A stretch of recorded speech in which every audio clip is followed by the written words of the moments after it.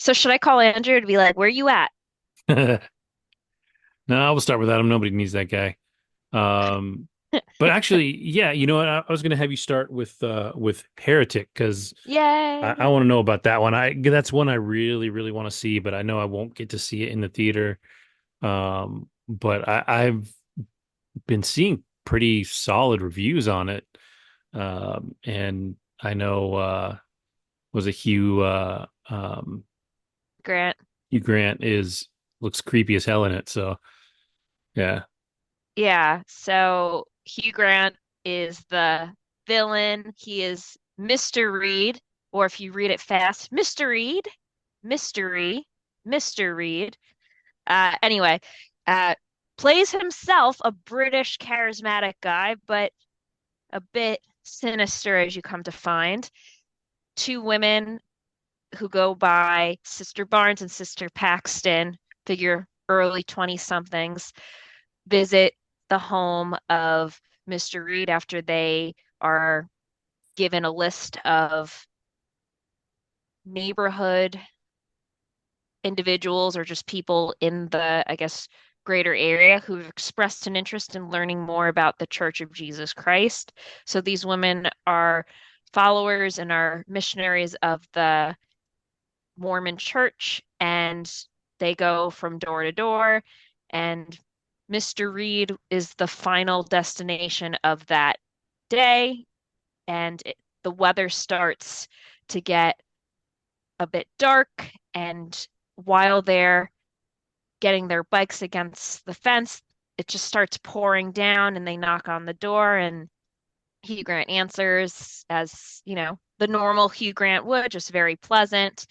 Yes, I'd love to learn a little bit more about the Church of Jesus Christ. And they're talking to him at his doorway, and the weather's getting significantly worse as they're speaking. So he says, "Why don't you come inside? It's pretty bad out."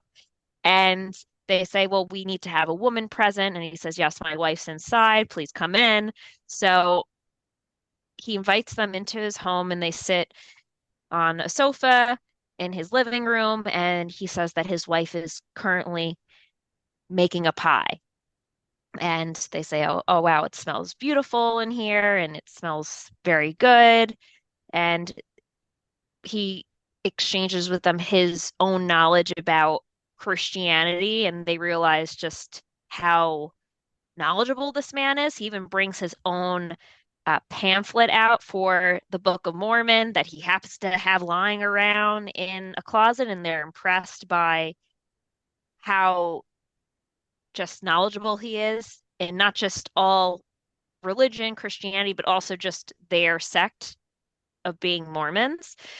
And he then goes on and asks them some pretty personal questions, like questions about polygamy and things that make them feel like a little bit uncomfortable and realize, like, okay, the reason for their visit is to get people to convert to the church and to ultimately to give, I'm trying to think what their ultimate goal. Well, I guess they want to initially just convert people, but also when it comes to, I'm thinking of it just because I saw the Book of Mormon 2 years ago. But at this point, Sister Barnes has already um, baptized, I think she said like 6 to 8 people, and then Sister Paxton has baptized zero. So they want to get her the first, I guess, willing participant to be baptized. So they're pretty adamant and are focused on just getting as many interested people to join them in their church. So he seems like pretty passionate about Christianity. And as the conversation goes on, they start feeling even more uncomfortable because this so-called wife doesn't emerge from the kitchen, and they ask, like, where's the wife? Oh, let me go check on her. And then they realize he's not coming back. Something's up. Let's try to leave. They try to go out the front door, and they realize the door is completely locked shut, that there's no way out. Then they walk into from this living room to, I guess, a room deeper into the house, And it's like a very eerie, dark hallway into this room where there are two doors. And as they walk their way through, Mr. Reed then reveals himself and gives them the spiel that these are two women that have grown up and have been largely influenced by the church and they've been told to live a certain way. But is that really, is there truth in what they're learning and in their religion? And he challenges them and invites them to explore that. And as these girls, listen to just his spiel that gets darker and darker and just more creepy, they are wanting to leave and they ask, hey, can we, we appreciate you having this conversation with us. You haven't revealed your wife. And while before they entered that room and they were back in the other room, there was a candle that was lit. The candle is actually a blueberry pie candle. So what they smelled, which they thought was blueberry pie, that his so-called wife was making out of the room, he was tricking them by Just a lighting lightning this candle. blueberry pie candle, correct? So they're in this other room with the two doors, and he says, "Well, if you have to leave, you must go through the back and leave through one of these two doors, because the front door it doesn't unlock until the morning. It's set on a timer." And at this point, he gives them the spiel of you have the choice. He writes in chalk belief on one door, disbelief on the other door. And at first, Sister Barnes is so focused and she says, well, we believe what we believe no matter what you say. Because at this point, he then debunks religion and how it's all the same origination of the same story. And then each religion has its own iterations. And he makes the parallel between monotheistic religion with Judaism, Christianity, Islam, and then the three versions of, which I thought was actually pretty fascinating, of Monopoly that have been created over the years. And then relating it to the Book of Mormon, or so, or shall I say, I guess, as they call it, the Church of Jesus Christ, which Hmm. is sort of an iteration and like an extension of Christianity. And he's basically telling them it's all a bunch of shit. Like it's not real. And at this point, kind of they're scared. They're not sure whether to just be like, screw you, we're out, or just say, okay, yeah, we trust what you're saying, but we need to leave now. So, Sister Paxson, who's the one who has like less experience, hasn't had any baptisms, is kind of like, let's just go through the door of disbelief. Maybe he's right. Like she just wants to appease him because she's so afraid. Whereas Sister Barnes is like, no, screw this guy. He can say whatever the hell he wants. I'm going to believe what I want to believe. So she starts to open the belief door. And then from there, you don't find out until later, but they ended up going down the belief door. And you find out that both doors lead to the same destination, which is this basement. So it wouldn't matter what they decided. And at this point, Mr. Reed is challenging them and using his own intimidation and control to try to convince them that what they believed in the first place is not real and what they're about to experience is the true miracle and what they see downstairs. So I don't want to give it away. It's fascinating, but it definitely challenges any type. If you're a religious person, don't see this movie. I honestly don't think it's good for you. You're not going to want to watch it.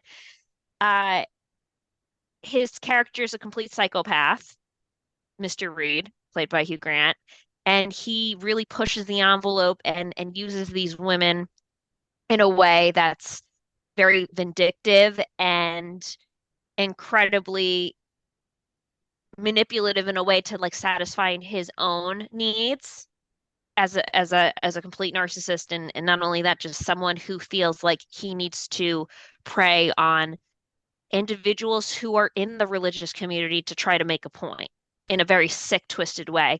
So watching that unfold, the ending is something else. I mean, if you're into Shyamalan films, I think you'd like this film too.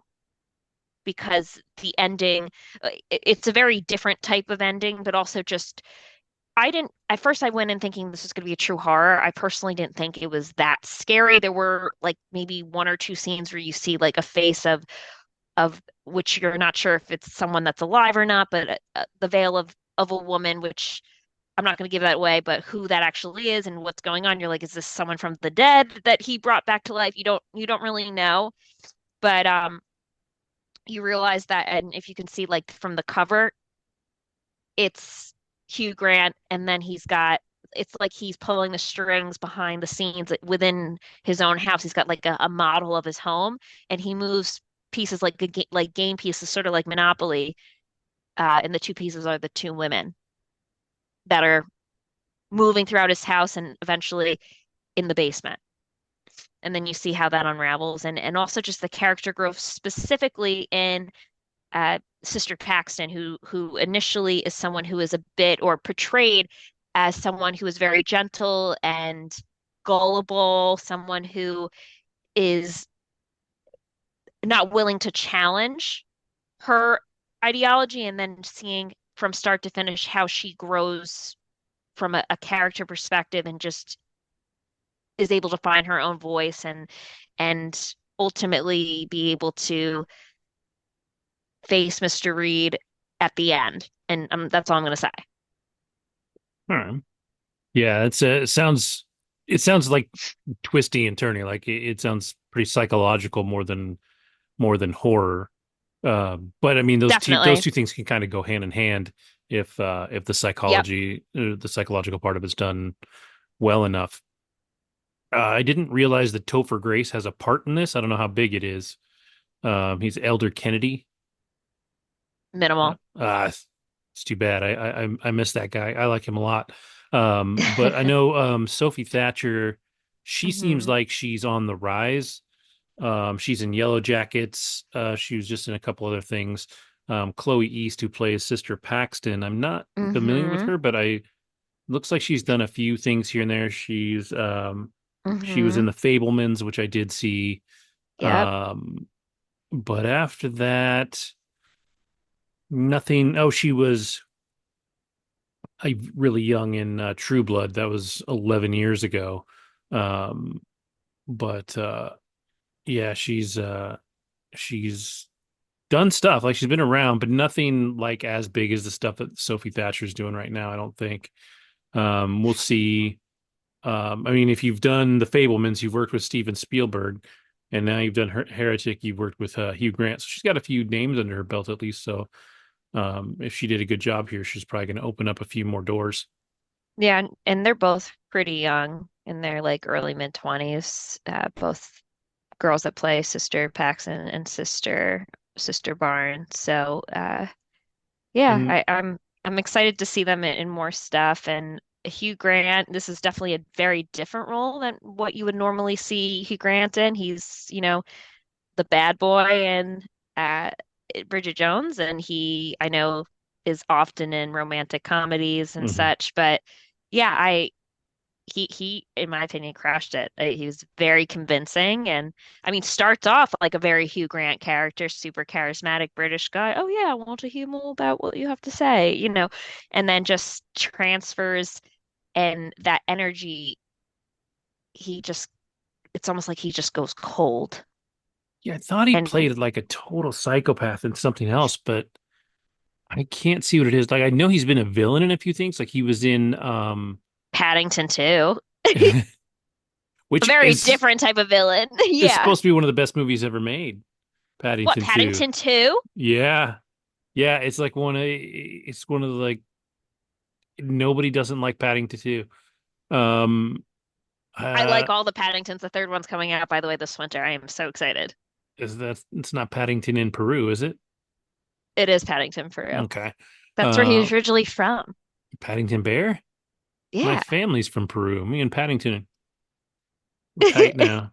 But like he Yeah. was in Hugh Grant was in Operation Fortune, which was a silly Mm. movie, but it was a lot of fun. I'm pretty sure I caught it on a plane, um, and it was a lot of fun. He was in The Gentleman, um, but I think. Well, I know in Operation Fortune, he was the bad guy. He was he the bad guy in Glass Onion also, or a bad guy in Glass Onion? He's kind of He become was in Glass Onion. I didn't see it, so I can't speak to that. It's funny because as we left the theater, and I didn't know this, apparently he has a reputation of being super rude. in real life. And yeah. Oh, So it's fascinating because one of the girls was like, "Yeah, listen to like this interview," and Ashley Graham, the model, interviews yeah, him um, at an award show, and he was definitely short with her. He was being beyond sarcastic, which I thought was not appropriate for red carpet. Ashley Graham asked him, "Who were you wearing?" And he's like, "A suit." "Who made it?" And he's like, "Mark Taylor."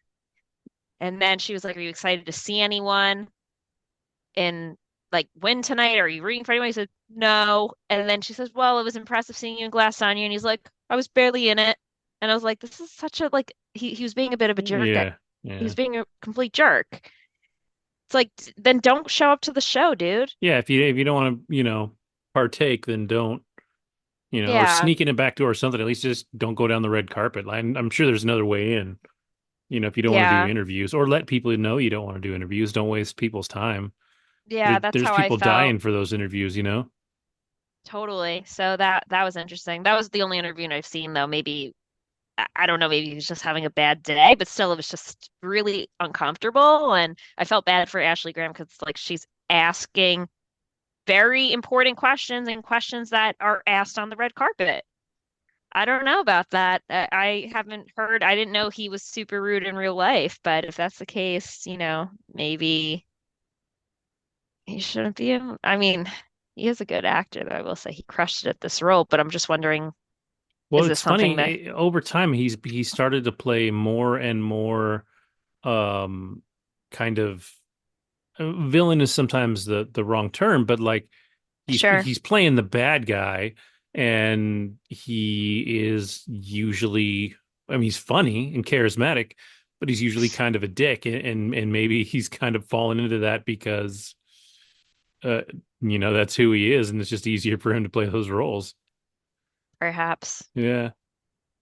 It's like when you look at Jennifer Lawrence, like she tends to play characters that are a little nutty because she's a Hmm. little nutty. Like she's hilarious, but Right. she's a little crazy, and that works for her. Like she's always been the girl. She fell down at the Oscars, and was able to laugh it off, and done all kinds of Right. stuff. And she's she's a character. So yeah, I don't know. Maybe Hugh Grant. They just the casting folks have kind of found the niche that he belongs in because they're like he's This just guy's a being jerk. Hugh, yeah, Right. and yeah, so yeah, that's too bad. But the movie does look great. Like I definitely want to It's see it, good.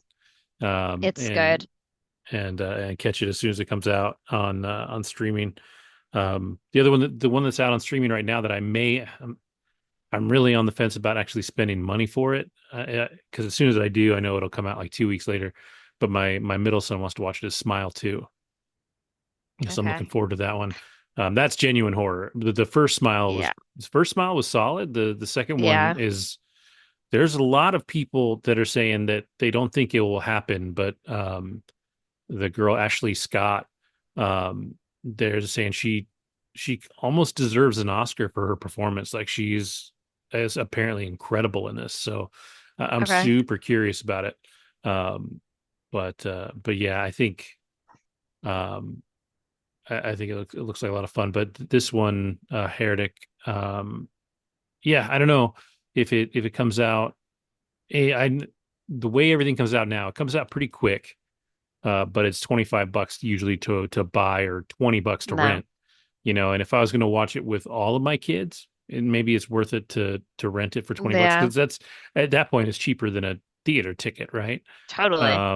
But if it's just me or even just me and one of my kids,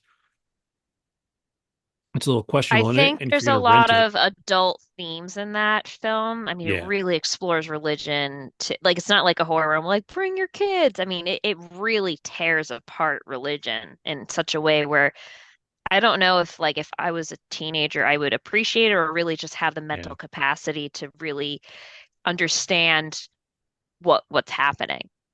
yeah. That definitely that's a really good point because I don't think even I think a lot of teenagers that understand, or at least think they understand religion, understand their own religion probably really well, Right. but either aren't open to or haven't been open to or exposed to other religions to kind of Hmm. make the comparisons and look at those things more critically. Right. Whereas as an adult, even though I'm uh, not religious at all, I've definitely been to Catholic church as a kid. I understand a lot of the uh the background of that. Christianity is relatively similar. I know that Judaism is different but the same. There's a lot of shared background there. Hmm. You get into like the Muslim religions and stuff like that. There's still a lot of similar stories. There's a lot of things that are shared across these um, religions. So, um, it's just how they're taught, like who their main guy is, and then kind of what they teach and what they do from there. Um, Yeah. but yeah, And that's I touched upon in the film, yeah, just how, as he said, they're literally all just iterations. And even just the um polytheistic religions, like a lot of these stories were then merged into like monotheistic hmm type of stories. And just he even mentions at one point, which I thought was like incredibly um, wise, that there are in a few religions or a few like biblical stories or even in like cave paintings, like Jesus is not the only savior that's born on December 25th. Apparently there are others, which I didn't really know about honestly, because I mean, it's yeah, not my forte, right? Or really my area of expertise, but he alludes to that. And then I think one of the most powerful things that is said in the film, this is like towards the end, Sister Paxton is put, let's just say, like in a near near death experience, and she's lying on the ground with Mr. Reed, and they're both at potentially at their end of their lives or put in the position because it's just the two of them left. And she tells him this about this sociological study about like two, and you can look it up. I looked it up after the film, and I just thought this was fascinating. There was like a case study with two groups. One group prayed, and the other group didn't pray, and they were both in like either hospice situations or near death experiences. And really, there was no difference between, the length of time when someone passed away, whether they prayed or not. But it's more people pray just because it mentally gives them some form of hmm comfort and it's beautiful. yeah. And There's she acknowledges that like this is not going to, extend any or change the fact if I live or die, but I think it's beautiful and I think this is a time that I want to feel like w one potential last um, bit of comfort. yeah, that stuff's really really fascinating, and then um, you can see that there are people that just that psychological aspect, um, even if you do or don't believe, like you can see it Hmm. affect some people in a positive way. Totally. And so, even if maybe it is true, but even if it's not, like it's still Hmm. helping them. Like I think, I always tell my kids is like, we're not particularly religious, but like never, never put anybody down for being that way. As long I, I always appreciate other people and their religions as long as they're not Harming aggressive about them. others. Yeah. Yeah. Yeah. I think, you can believe whatever you want. If it doesn't hurt anybody, then if you're what were the Pastafarian, if you believe that spaghetti is God, like I don't care. But like just, you know, be good to other people. Like that's my thing. And if you Hmm. got that, then who am I to say you're right or wrong? We're not going to know one way or the other until we're dead. So it is what it is. But Yeah. yeah, it's really interesting stuff. So that'll be a fun one. I think, yeah, I think it sounds like it really is for the more critically minded. I think if you're too hardcore religious, it might be a hard watch or an Although I upsetting did watch. find on YouTube, although I did go down a YouTube rabbit hole with this because it very well deserves a YouTube rabbit hole, and you'll know what I mean when you do see it. Hmm.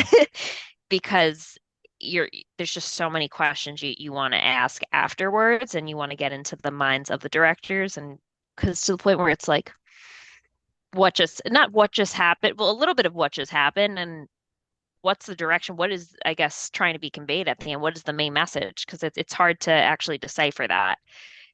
And one of the things I did look up and it popped up, Mormons in I don't want to say Salt Lake City, but somewhere in Utah, filling up theaters trying to watch this. Hmm. And some were even saying like it was something that they should watch, which is weird because you would think the opposite. I feel like someone who's religious would be very upset. Yeah. I wonder if it's like scouting the enemy kind of thinking, like if if they're afraid it's going to turn people off, they should understand why it's going to turn people off so they can Hmm. counter that in their own ways. Yeah, this woman's like documenting. She's like, I'm a Mormon, and I guess there's like I don't even know but there was a famous like woman who's a Mormon. Like it was almost like Housewives of the Mormons, like whatever it is. I don't know. Like Housewives of New York or Housewives, but it was like Housewives of like Salt Lake City.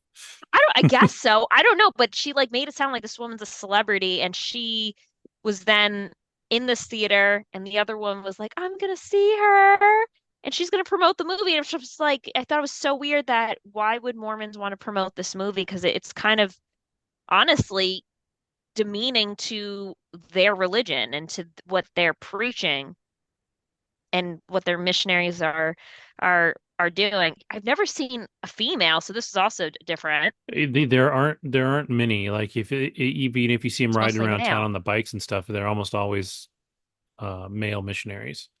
Yeah, so these Um, are two females in the film, so if it mhm. focuses on that. And one of the characters, Sister Barnes, didn't grow up in the church. Her parents, I guess, father passed away and mother moved to Utah, and then they were like I'm gonna say church shopping, and that made the most sense for them in terms of like church that they can. I know people do that. They'll like shop around for the best church that makes their family the most, comfortable or what seems the most fitting for whoever's in their home based on what their values are, etc. And the other girl, Sister Paxton, actually grew up in the church. Mm. Like her parents were part of it, she grew up in it. So that was more of like a generational thing. So you can even see that in just their reactions to things. So, but yeah, I would recommend it. I think it Yeah. was I think it was pretty solid. Made you think for sure. And at times you're just definitely at the edge of your seat. There isn't a dull moment. You're not bored by any means because it's just so creepy and suspenseful and definitely makes you think for sure. All right, cool. Yeah, I'm gonna check it out. So cool. Well, all right. Well, I'm gonna move on to something that is completely the opposite of this almost. Um, on Netflix, there's a new series out, 8 episodes, about half an hour an episode, so it goes real quick. It's called A Man on the Inside, starring Ted Danson. And this is created by the same guy that created The Good Place and helped co-create Brooklyn Nine-Nine and and a handful of other things. But if you've seen The Good Place, Ted Danson's not he's no spring chicken anymore, right? Like he's not young. He looks great for his age. He's in his 70s. Looks fantastic. Obviously, incredibly coherent and great. And he's funny. And so this one is based on a true story. And I guess this documentary, I'm sure by no small coincidence, is on Netflix, and it's called The Mole Agent. And the original true story is that an older man, like in his 80s, a woman, and this was in South America somewhere, I think it was, but her family member was saying she was being abused, or that the old folks home that she was in was abusive. And so he went in undercover into this old folks home and spent some time there to try and see if if it was actually a bad situation. And the way the story goes is it turns out that in fact it wasn't. The whatever that report was erroneous from the time that he was in there and from what he saw and documented. um it was a fantastic place to be, and he also kind of found himself in there, made a lot of friends, and kind of lived in this old folks community. So this series is based on that story. And rather than it being abuse in an old folks home, because I think that might be a little too extreme or too worried about, it's theft in an old folks home. His wife passed away recently. We come to find out later in the story that his wife has dementia, or had dementia, before she passed away. Um, and so, he's just kind of, lost at sea, right? Like he just doesn't really know what to do himself. Like he's fine. Like he gets up and lives every day, but he lives alone. His daughter's grown up. She's got kids, which if you're a parent and you watch the show and your kids are teenagers, it is an insanely accurate portrayal of teenagers today. Like just the way these kids talk and act. Granted, they're all boys, so I mean that might be a little subjective. Girls might not be quite as bad, but these kids are 100% like. I feel like they brought them in and let them write their own dialogue. Like it's hilarious. Um, but his daughter, they love each other, but their relationship was kind of not held together, but like bettered by his wife being alive. So when she passed away, like they still talk, like they still care about each other, but they have their distance, right?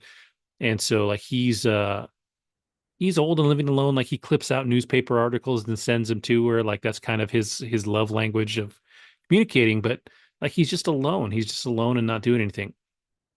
So she tells him he should go out and find something to do or whatever. And he's out there clipping newspaper clippings or whatever, and he comes across a an article that says help wanted, and it's for people between like 70 and 85. And so he goes in and checks it out, and there's this female detective, and she has been hired to prove that there's some kind of theft going on in this old folks home, this old folks community. This man's mom had a really expensive necklace stolen, and so he goes in, and it's really a really sweet kind of heartwarming story. I think it's definitely funny. Like it's got a lot of good comedy in it. It's not as funny as The Good Place. Like it's really interesting because The Good Place, I think, is kind of a unique and special show. Like I don't know that anybody's going to replicate that show anytime soon. It was um there's something magical about The Good Place, and especially the longer it goes on and the longer you watch The Good Place, it has something to say about um the way you treat people, and to a degree so does this, but um it's about love and loss and all that. So in that way it's the same, but definitely A Good Place is funnier than A Man on the Inside. But as this goes on, just like the documentary, he comes to find out that these people are they're his peers. So he's meeting these people and talking to them, um, and just getting to know them and realizing kind of that he's not alone, right? Like that was one thing that he had to deal with a lot. And it's kind of a bummer because he is brought into this place undercover, right? Like he's working. So even though he doesn't really make up a persona, like he really is himself, he's there under false pretenses. So like he's a little anxious about um the relationships that he's developing with these people because at some point he's going to get pulled out. He's going to have to leave. He's basically getting paid to be there. He didn't choose to live there. Um, but there's some great humor between him and the other old folks. There's some scenes where people pass away, or there's a character that has developing dementia, which is really hard for him because he just lost his wife to dementia. And like when he first shows up, they have him do kind of a tour of the hospital, and they're not the hospital, sorry, the old folks home, and there's a whole wing dedicated to, I think they call it the neighborhood, and it's their basically their memory care ward, and he won't even go in there. Like he's like, no, I don't, I can't do that. Um, and then the rest of it is just it's a little bit of a mystery as he's trying to unravel who stole this necklace. Along the way some other stuff gets stolen. It's funny because he's Ted Danson, he's tall and still, I mean, for 70 something he's still handsome, right? So he walks in and there's women like flirting with him right away. And I think was it I think the largest age group like with increasing sexually transmitted diseases is people like over the age of 75, because like I guess old folks homes are just like total like sex fests. Like old people, they just they want to get it out of the way before they go, man. They Yikes. yeah. Wait, just based on like developing research or? Yeah, it's like It's funny that you mentioned that because there was a documentary on the villages in Orlando. If that's like the largest like 55 and older community, and apparently like STDs are like rampant in that hmm community. So I yeah, believe it. yeah, I don't know if it's um the end of life thing. I don't know if it's just like, I mean, part of it is probably that a lot of them are becoming single for the first time in a long time, Sure. whatever. But yeah, it's Hmm. funny. And so he walks in and there's a couple of ladies hit on him right away. There's a couple of all grumpy people that won't talk to him at all. And it's a really, it's an Sure. interesting dynamic because you're looking at these characters that are all, um, they're all old. Like all of the characters we're really dealing with are older folks. Um, but it's Hmm. funny how a lot of the jokes and the humor and the things between them are still the same as jokes and humor between, Hmm. 20 somethings. And so it's really fun. And I think it's really worth a watch. It's not it took me 2 days to watch it. And it goes real quick. It And looks good. It looks uh, very good. it really is. Like I really recommend it. I told Andrew about it, and since he's here, he'll now know that I told him about it, but he won't know what I said about it, which is great. So I'm going to stop talking about it now that he's here. But A Man on the Inside is really good. I was just saying though that it even though it's by the creator of A Good Place, it's really different than The Good Place. But it's less funny than The Good Place, but some of the storytelling and some of the undertones of the story are pretty similar. So I definitely recommend it.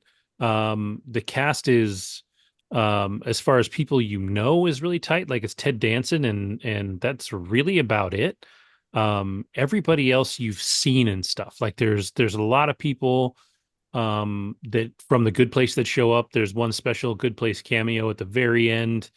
One of the other main characters is Stephanie Beatrice from Brooklyn Nine-Nine, who plays Detective Diaz, and which is always wild to me. If you ever watch Brooklyn Nine-Nine, and you see Stephanie Beatrice as Detective Diaz. She has like this kind of husky, gruff, like angry voice and demeanor. And so most people that recognize her, that's really where they recognize her from. She's done a few things since, but that was her big break. That is not her normal speaking voice. She actually has a much softer, sweeter, like almost ditzier sounding natural voice. And so when you see her, it for the first time after watching Brooklyn Nine-Nine, it feels like in real life she's doing a character, and she was really Diaz in Brooklyn Nine-Nine. Um, and so it's like a culture shock almost to see her play a different character, but that character is more similar to her in real life than the character on Brooklyn Nine-Nine was. But she's really great in it. Um, the girl that plays the main detective or not detective, but private investigator that he's working for. I've never seen her before. Her name is Lila Rich Creek Estrada. Um, she looks like a couple of other people, but it, I haven't seen her before. She's funny because she's kind of a no BS like private investigator. Like she brings him in and she's like thoroughly fed up with him all the time because he has no idea what he's doing. He's not a private investigator at all. He used to be an engineer, and so he is completely out of his element doing all this investigation stuff, including using technology and a cell phone and all that. So he's kind of in that regard kind of a buffoon, but it works really well, and it's definitely it's a lot of fun. So I recommend it to anybody that wants to see it. It's pretty great. Even though Andrew is here, I know we've got a lot of stuff in common, so I'm gonna save that for another minute or two. Um, Plus, Andrew looks like he needs to wake up a little bit and recover from the show he just finished watching. But Lauren, you went, you've been to Broadway a couple of times this week, yeah? I have someone please give me an intervention because I am no, I can't stop. It's so addictive. No, it's great. Uh, so let's start with what I saw on Wednesday night. Welcome and bienvenue. Yeah. So we've got Oh, it's cabaret. It's yep. cabaret. So saw cabaret on Wednesday evening with the fabulous Adam Lambert, who played the MC, and BB Newworth, who was in it as well, who plays one of the woman who like runs the hotel or shall I say like the residence in Berlin, Germany. And then I saw an understudy, but Sally Bowles is now being played by Auli'i Cravalho, who is originally or is well known for her role in her singing in Moana. So that was very cool. The understudy was fantastic, so I will say that. And she looked a lot like I'm gonna butcher her name again, Auli'i Cravalho. But yeah, overall very good. I didn't really know much about Cabaret other than it takes place like in a burlesque club in Berlin during like Mhm. between World War One, World War Two, Jazz Age, and that's really where it's set up at the Kit Kat Club. Now, the thing that's fabulous about this is that they transformed the August Wilson Theater on 52nd Street, where you walk in and you are immediately immersed into the Kit Kat Club. You walk, you don't even go through like the theater entrance. They take you through the side entrance and you walk through as if you're a part of the club. And they sit you in a circular, the actual audience is in the club and the actual stage is set up in a circular way where everyone is surrounding that main stage, which will elevate itself throughout the show, and it's just incredibly well done. Uh, no flash photography at all during the show. I found that out. Unfortunately, I had to erase some photos, but not during the show, even like during intermission, which I thought was kind of BS, but whatever. I don't play the rule by the rules sometimes, I guess, whatever. But nonetheless, the voices were fantastic. The ambiance they really do a fantastic job at transporting you to that era where you feel like you're like a little bit like Chicago with just jazz and that swanky type of environment. The stage was the actual they have the orchestra, and in ahead of the orchestra, like the table surrounding the stage, it was like two seaters, a little table, and each table had a little telephone on it as if it was like part of the club, which was awesome. And then they had on both sides a mezzanine that surfaced and like was on top of the orchestra, but like kind of just focusing in on the stage itself. So overall, really great. The first half was very light and had a very good energy. And then as the show goes on, for those of you who haven't seen Cabaret, this is when, Nazi Germany is on the rise and unfortunately it gets to be very dark and there are some Jewish cast members who unfortunately are targeted and some love triangles that happen. And then this one woman, who BB Wentworth's character, New Worst character, falls in love with a man who is Jewish and they want to get married, but she realizes like if she marries him, she loses everything because then she'll be considered Jewish and be someone that is unfortunately sought after at that point. So yeah, it goes from a very like light and fun jazz club and it gets darker throughout the show, but overall the music is fantastic and the performances too. It's just they transport you to a way like you feel like it's a very like 1920s, early 30s jazz vibe with Cirque du Soleil type of tricks going on. The dancing's fantastic. You feel like you're in a circus when you're surrounded by that. But overall, very dark. Now, the best part was at the end because I didn't know this when I came in. It was the 58th anniversary of the first showing of Wow. Cabaret, and the composer, John Kander, was in the audience, 97 years old, came up on stage and he spoke in front Wow. of the whole audience, and that was pretty impressive.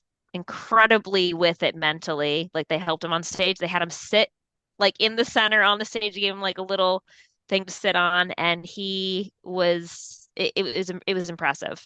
Very impressive to have someone who has been with the show for almost 60 years and how he's been able to see the show transform decades and decades as it's been playing. I mean, it originated with Joel Grey Mm-hmm. um, Yeah. and he was in the film, and I believe that was 1972. And then they had Alan Cumming play him, I believe in like Yep. the Alan 80s or Cumming's been in it. Yep. 90s. Yeah, he played MC. Eddie Redmayne was the MC, and he was nominated, might have even won lead actor in this In revival. Revival. Yeah. Yeah, earlier in the year, and then Adam Lambert replaces him. I mean, just all-star Well, in cast. BB Newirth, this isn't her first run. She She was was in in the it, original. which I don't know if she was in the original because that was a long time Yeah. ago, but she was in it in at least the 90s and probably before that. Okay. Um, as a matter of fact, I think she was in it before, definitely before Frasier and maybe before Cheers. But Okay. it was like one of her early roles. And she's amazing. Did she play Sally Bowles in the original? I think so. I think so. Interesting. Okay. Yeah, so now in Cabaret she plays like one of the Fraulines who like owns the or I guess yeah, is one of the owners of the hotel or residence. So I'm just seeing like what her cast were. Yeah, I mean it makes sense. She's not young anymore. She's only 65, but she was born in 58, so Hmm. she definitely didn't originate the role, but Right. um She plays Fraulein Schneider. So, and she falls in love with Herr Schultz, who is the Jewish fruit salesman or fruit man. And yeah, and they decide to, well, she decides to break off The I might be mixing up Cabaret and Chicago. I think she was actually originated in Chicago, um, not Cabaret. So this probably is new to her then. So but she's um, not new to Broadway. That's, I think, no, the no, main she's takeaway. she's a So big time Broadway name, big time. yeah, but Liza Minnelli is I guess in Hmm. the movie she plays Sally Bowles, and it's interesting because I ended up seeing the movie 2 nights ago, 2 nights ago, and I just wanted to see the different. There were some differences for sure. I mean, the show is you're pretty much all in Berlin. They'll say like, all right, we're going to different parts of Europe, but they don't actually take you there. Whereas in the movie, you'll be in different parts of Europe, and they have differences in like some of the character names. Like Sally Bowles is the same, but the two lovers, there's some slight differences. Sally Bowles in the show is a British woman, whereas she's played by Liza Minnelli, and she's from the U.S. She falls for an academic in the film who's from Cambridge, whereas in the play adaptation, or at least this version of the play, she falls in love with a black man who is a novelist from Harrisburg, Pennsylvania. So a Um, little different there. And then she has relations with a German man, so it just goes into that love triangle a little bit differently.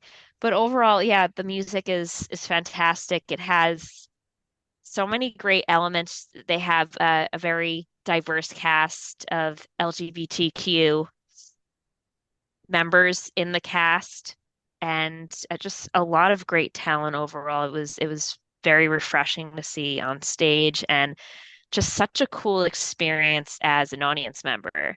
'Cause you're walking into the club and you feel like you're in the Kit Kat Club. To even get to your seats, you have to walk down like a long hallway and through this bar.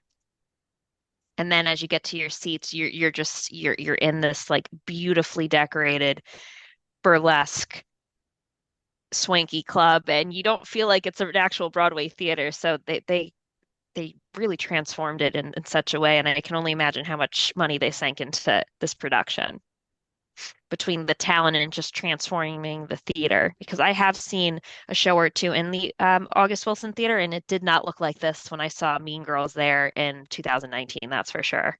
well, it's funny because yeah, it sounds like they put a lot of money to, but how much did you say you paid for the ticket? I got it on the lottery, $25. Okay, okay, okay, okay. My So seats were valued at 284. okay, wow, all right. That's a that that's Cha-ching! a Yeah, that's a that's a good deal. it's a great deal. So Um, so do recommend it for anyone that's in New York City. I believe it's playing at least through March, April, something like that with Adam Lambert. And who knows, this might be a show where they continuously will bring in some big names just to keep it running because it has been so successful. I will just, unless you guys have any um, final thoughts about Cabaret, have either of you seen the movie or the show? I have not. No, I'm not. Andrew's just loving this combo. I was just actually looking up. I've always heard the term Weimar Republic or something like that, Yeah, yeah, and I believe that's the age you're talking about. That's all I know. correct. Like the era, age, yeah.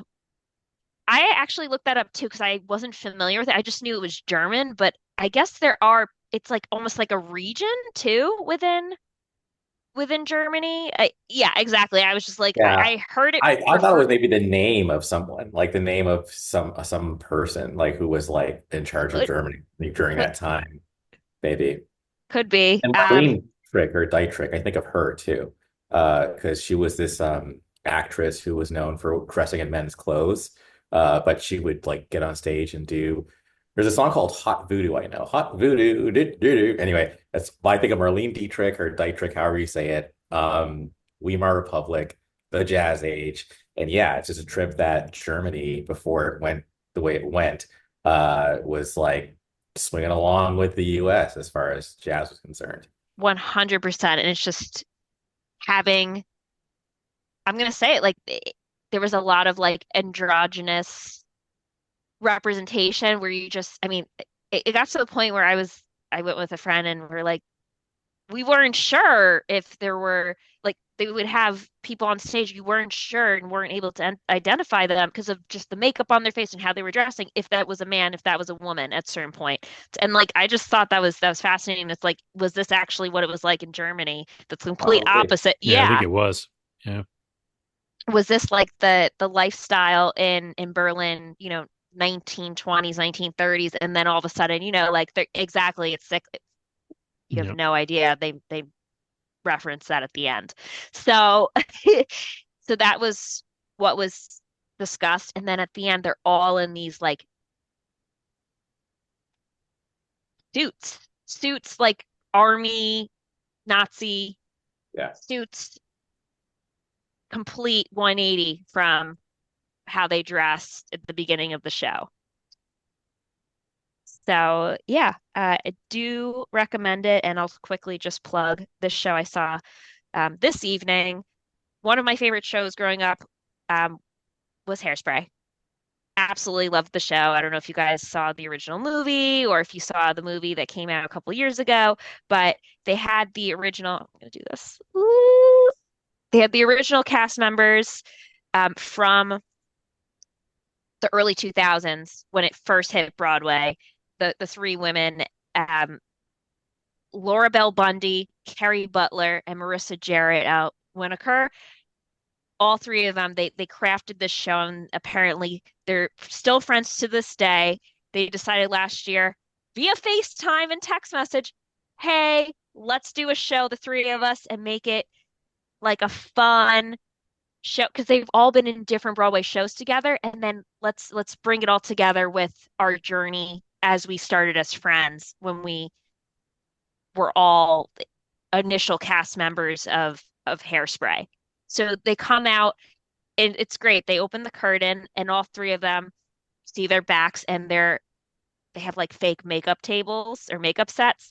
And then they turn around and they do the opening number, Mama, I'm a Big Girl Now, which is the name of the show, Mama, I'm a Big Girl Now. And then they go through their lives as like young, how they got their starts into Hollywood through commercials, through shows, and then up until they were able to land their roles in Hairspray. And then the number of shows between the three of them, they were in like 15 to 20 like big time shows, Little Shop of Horrors, um, Beetlejuice, Wicked. Laura Bell Bundy was in Wicked. She Mm-hmm. played Glinda. She played someone in, I believe, well, she was nominated for an Emmy. She played the original Elle Woods in Legally Blonde the musical. Wasn't she the one they tried to do like an American Idol type Broadway show for one season? I forget what network it did. It was. I thought she was the one that won that. God, I can't remember what it was called. I know she was on. There was a show that took place in the South that was a lot of fun that everybody loved, but I think it was a CW One of show or them something. got their start like doing Oklahoma in Europe, and like as one of their like first shows. It was one of them was Belle in Beauty and the Beast. It's just their resumes are quite extensive, and I know Marissa Jarrett Winokur. She's the one who plays Tracy Turnblad. She's the original Tracy Turnblad, and she's the only one out of the three who won a Tony for her performance. And they were all three of them. They are fantastic, and they joke in the beginning. They're like, "We're still the same." Brought to you by Botox. Just making fun of how they're 20 years older. They're all in like their 40s now, and they were like in their 20s when they first all came together. But man, like the energy, that was $35 from the lottery. The energy that the three of them brought to the stage, I had a smile on my face from start to finish. It was so well orchestrated how they all came together to just bring their stories of friendship and into the show and being able to share with the wider public like their career and their resumes along with their own personal life with how all three of them found the love of their lives and how they became moms. One became a mom 5 years ago via IVF. The other one had to use a surrogate because she had cancer a number of years ago. And one of them ended up adopting two children from Africa. So just very, very excellent performance. It's off Broadway. don't necessarily just discount and say, oh, if it's not on Broadway, I don't want to see it. Some of the best productions and shows I've seen are off Broadway. This was fantastic, and I hope I don't know if they'll ever take it on Broadway. I know this is like a limited release, but these ladies, they are so talented, and their friendship is definitely shown on stage. And I hope more people see it because this was definitely something that if you're into Broadway and you're into the classic musicals, you hear this from start to finish. It's so well done. Incredibly well done. And they're also likable too, just very joyful and they're moms. So they've grown over time and they still sound and dance in such a great way. Uh yeah, I'm really happy I got to see it. Yeah, yeah. She wasn't on the show that I was thinking of, but the CW show I was thinking of was The Heart of Dixie, which is actually a lot of fun. If you've ever caught that one, she was kind of like a ditzy kind of snotty girl in town, and she was pretty funny in that.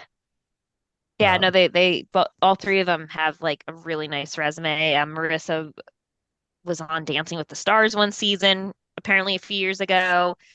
They've all been involved. One of them was on a soap opera years ago before even joining Hairspray, but they helped make it what it is today. I mean, it's not on Broadway anymore, but and Harvey Weinstein. Oh, sorry, that was a drop.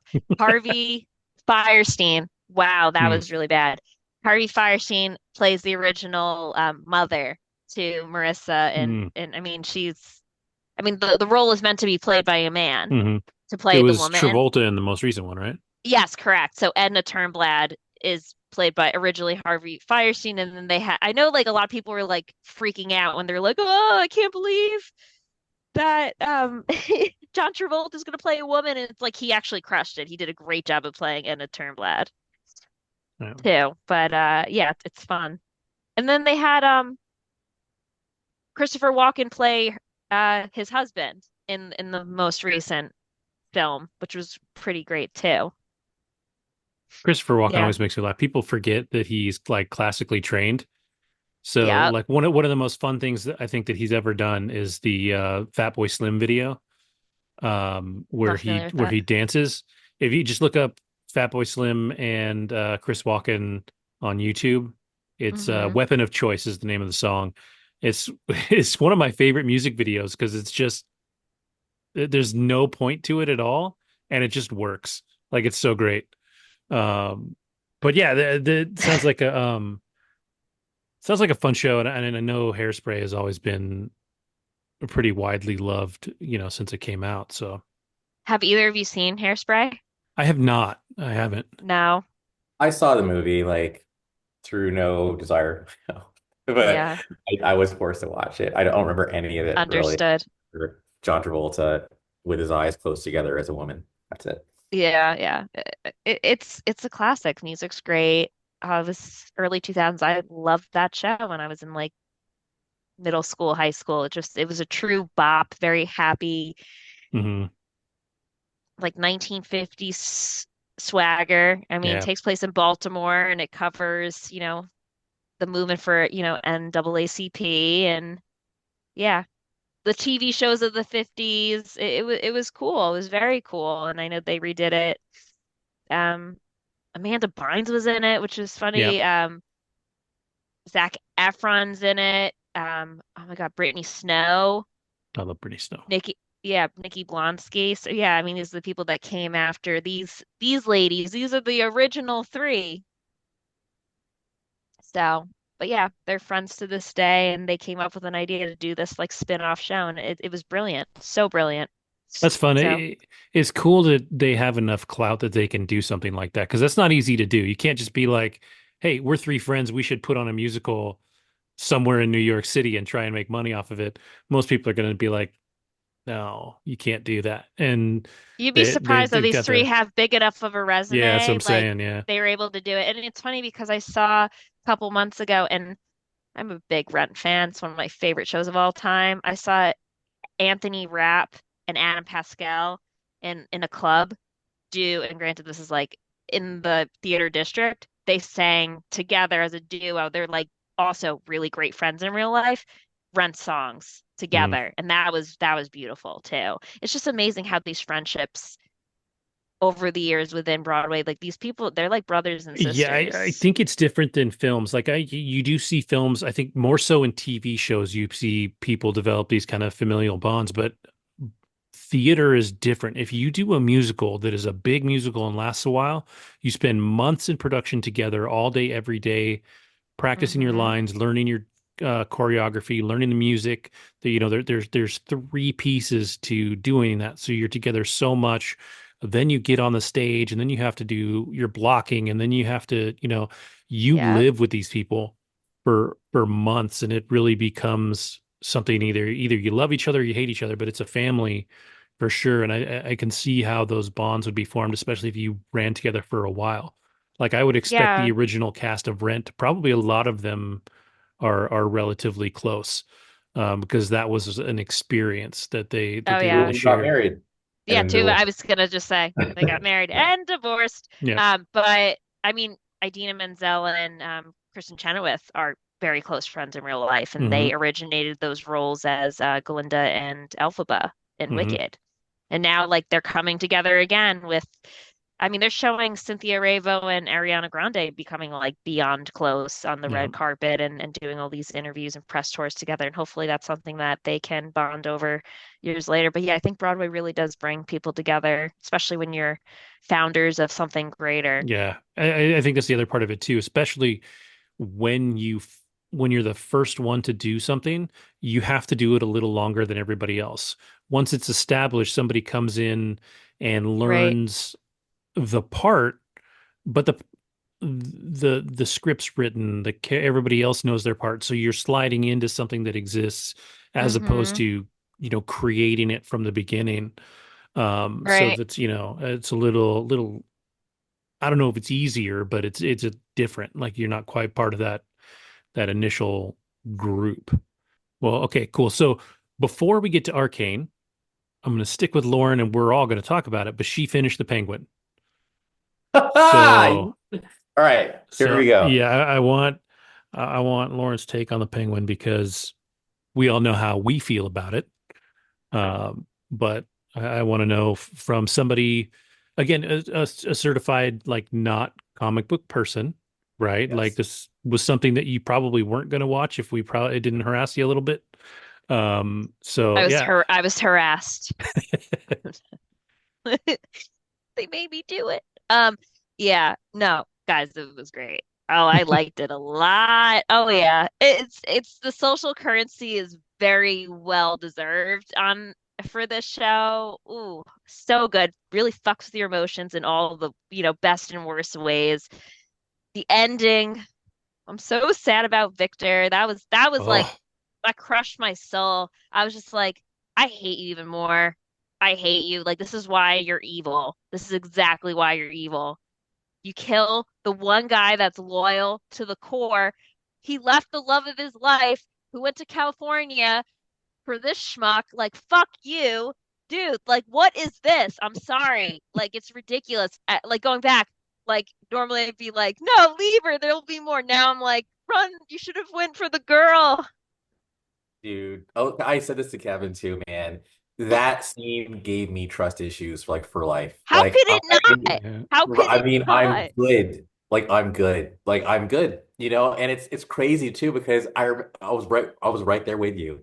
I was like when he was at the bus station and he didn't go on. I was sad for girl, but I'm like he's got to go for his, right? Yeah. Nah, dude.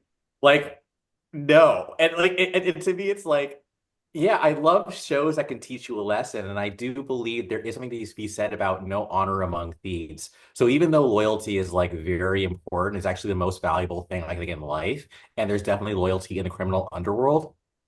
It only goes so far.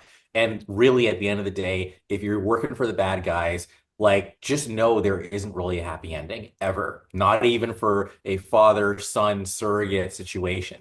That was some cold-ish, but it was just so yeah, I think they did a great job of making sure that you didn't forget who the hell Oswald Cobblepot is. Yeah. So I just have to jump in there and resonate with Well, you on and that. just the whole way it goes down, like the Vic never sees it coming. He puts his fucking arm around his shoulder, like they're having a moment. It's all good. Like he's got another hand here. It's all good. And then all of a sudden it's on his throat. And you can see it in his face. He's just like, wait, what is happening? And he's like, I don't understand. Like until the second that he was dead, till he was completely gone, just did not grasp what was happening. It's like, what's the point of Victor then? Like, what did his life mean something? That's the other thing too. He's going down. He was, in my mind, like living a life to represent his family that went down in that unfortunate accident. And then it's like, I mean, even at one point, he's like, you're well representing your family. You're just like, at this point, like talking shit, dude. Like, fuck you. You like, don't, you will use everybody and everyone, and you're just Hmm. as bad as Falcone, as Oh yeah, Carmine Falcone. You're him worse. maybe times 10, Yeah, right? Like he threw his daughter in Arkham and he's like, well, anyone that's can be basically anyone's disposable, anyone's replaceable. That's the way I saw it. And it's just so shitty. And at certain points you're like rooting for oh yeah, the Penguin, and then like absolutely. once you Hmm. see what he did to Vic, you're like, this harmless soul. Also, side note, how fucking badass was it when he shot that guy Squid? At one point, I was like, this motherfucker needs to die. And what does he do? Boom! Because he knew that if he didn't shoot Squid, he's like, he's gonna rat him out, his family out, like the Falcons and the Maronis were gonna be after him. And I actually was like clapping when he shot him, which I was like, which is like messed up. But I was like, all right, Vic, you've been taking notes from your mentor quite well. It had to take you to that point. But then the line when he tells Oz and he's like, it will get easier. Hmm. Oh God. So I want to jump in really quick. You Yes, said, you're representing your family, and then Vic says, "My dad would hate what I'm doing," Yep. and I thought that was really important. And then, true. honestly, the way I see it, Vic was doomed the moment like he got caught trying to steal the rims, and Yep. then basically he was living on borrowed time the whole time. So I thought it was really good storytelling because he's like, "I gotta kill you now," but he doesn't. But then at the end of the day, he does because he doesn't want to have after what happened with his mom as far as being kidnapping. Oz just does not want to have any liabilities in his life. He can't afford to love anyone. And I think Oz really did actually love Yeah, Vic, I think so but too. he had to kill him. And that's crazy. So it is just like, yeah, Vic, the moment you fucked up was when you didn't get on the bus. Everything Yeah. else you did right. That was the one blunder. And all it takes is one bad mistake and you're kind of done for. Yeah. Crazy, Yeah. crazy. Yeah. It's wild. And I think, um, yeah, there's a couple of things too that I kind of want to rewatch the show and just see if there's a couple of things that maybe if they'd gone a different way, like he would have kept Vic around. Like if his whole gang hadn't been blown up, The like one thing you learn about Penguin is that the man is impulsive. I oh, mean, for sure. he shot Alberto. He decides to cut the throat or like to kill the Maroni guy that he Yeah, initially dude. what? He had to. I think impulsive, but also I think he can think on his feet like Yeah. no other. Yeah. And that to me is Did he what is have to brilliant. shoot Alberto? No, he did because Oh, that he but tilted him. in a way though, it's like, yo, like you just disrespected me. And I think respect does matter. So Hmm. Alberto was like, this guy doesn't respect me. He's got to go. Well, Like, and Alberto was never going to respect it. Alberto didn't respect the game. He was in the family because he's family, but he Right. was yeah, he wasn't same good at her. it. He wasn't good at it. He wasn't good Um, at it to the point where Carmine said to Sophia before the whole Arkham thing, she I Yes. want was, you to yep, take over. He was yep, Yeah, Fredo, basically. he yeah, was Yeah. Fredo. I was yeah, thinking that. Yeah, it's shitty. yeah. Oh, So, yeah, it. I mean, it's a great show, and it develops characters in an amazing way. It was eight episodes, right? yeah. Eight Yes. episodes, an hour each, and I mean, the character development is unbelievable. We talked about it, but awards are coming for the show. Like there will be nominations, no doubt.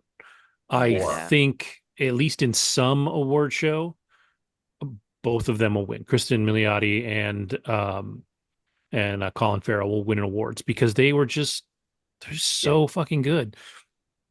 I think Andrew, I sent you guys the video of Colin Farrell Speaking, talking to everybody yes. afterwards, still in the God, penguin outfit, I need to yes. know, I need but to see this. You have to send it to but me. speaking, I'll It's have to so find good. it, but speaking in His Colin Farrell voice, Irish, Irish yeah, accent, talking like this, blah, blah, blah, but but he's all in the but he's all makeup. It's penguined out, and it's jarring. you're just like, what? Like it's He so said, "I won't miss this. I won't miss this voice." Like he does it for a second, yeah, but then right back to his normal voice. yeah, It's that's like, sick. dude, yeah, yeah. yeah. So here's a question. I actually have a question for you guys. The mom. That's what I'm saying. I love her. Well, actually, I didn't let you finish your question, but Yeah, I better win an award, dude. I Like I think she she killed it. Keep going. Sorry, Do you Lauren. think she would? No, it's okay. I loved her as well. Do you think she was afraid of him and that's why she didn't attempt to try to kill him? Why'd she keep her son around? because she wanted him to deliver. I think she's like, you know what? If you're gonna get me that penthouse, blah blah blah, then I'm gonna let this ride. I think that she actually was like, he is Believed my in him. only, yeah, he's my only shot at winning at life because I have nothing else. yeah. I think she was a bit of a pragmatist, you know? Yeah, I'd have to Yeah. go back and watch that episode again too. That there was a moment in there. It was in something he said in that moment because she was He making taunts eyes at the her. other dude to like go ahead and take him. Yeah, mama, I'm gonna get you this. I'm gonna do all this for you, mama. Blah blah blah blah blah blah. And she's just looking at him like, and I think she was just like, all right then, because I think she just felt like she felt that that's what she wanted. Like she just wanted to be taken care of, and that was kind of her fatal flaw, and she knew it. And I think she hated herself because Hmm. she legitimately was like, "You are the devil. Like you are the devil." And I made a deal with the devil to get what I want. She would say, "You get me what I want." She kept saying that, Yeah, like even yeah. when they were when Vic was when they were all whatever. So she was a little gangster too, but she was gangster because of what he did. I think it hardened her. Yeah. But I think she was they were everyone was so complex and so three dimensional to me. That's why Right. I show so much. Well, And it's another. crazy because she had so much love and disdain for her son all at once. Mhm. It was crazy. And like, how about the fact that he could not tell the truth? He almost had his mom's pinky taken down. I know. It just shows how selfish and narcissistic the guy was. Yeah. And I love how even Sophia was just like looking at Yeah, like she's like, we gotta talk bro, about I Sophia really know quick. the I truth. loved her facial expression. She's Yeah. like, yo, like even she was surprised at how twisted Oz was. Yeah. He Yeah. was like, she's like, I gotta see this. Like she's Well, just like, I want to make you hurt. because she thought for sure that this was the He'd upper hand that cave. she had. No, he would And have just lied his yeah, way with the finger off. yeah. Sicko. Yeah, the thing about the show too that's really interesting, and if you really look at it, there's no good guy. There's not a single good guy in the show. Vic is about as close as you can get, closest you can. Yes. and but when you're watching the show, at any given point, you're rooting for somebody that is incredibly bad. Like Oz is bad. Kristen Sophia Miliotti's was character, no, but Sophia, is bad. she Started. was good. She Yes. was Uh-huh. Oh yeah, good. she was, Until she sure. got thrown to the No, jail. She got no fucked by question. too many people that Hmm. she turned back. She honestly, she reminds me a little bit of Arthur Fleck.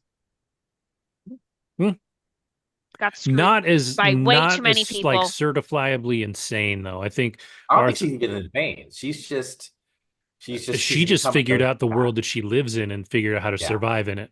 But she's Um, experienced that much trauma and that much mhm. And she's definitely been through the shit, no question. oh And yeah. um, but I mean, she'll still. I mean, she shot dude in the face for arguing with her at the table.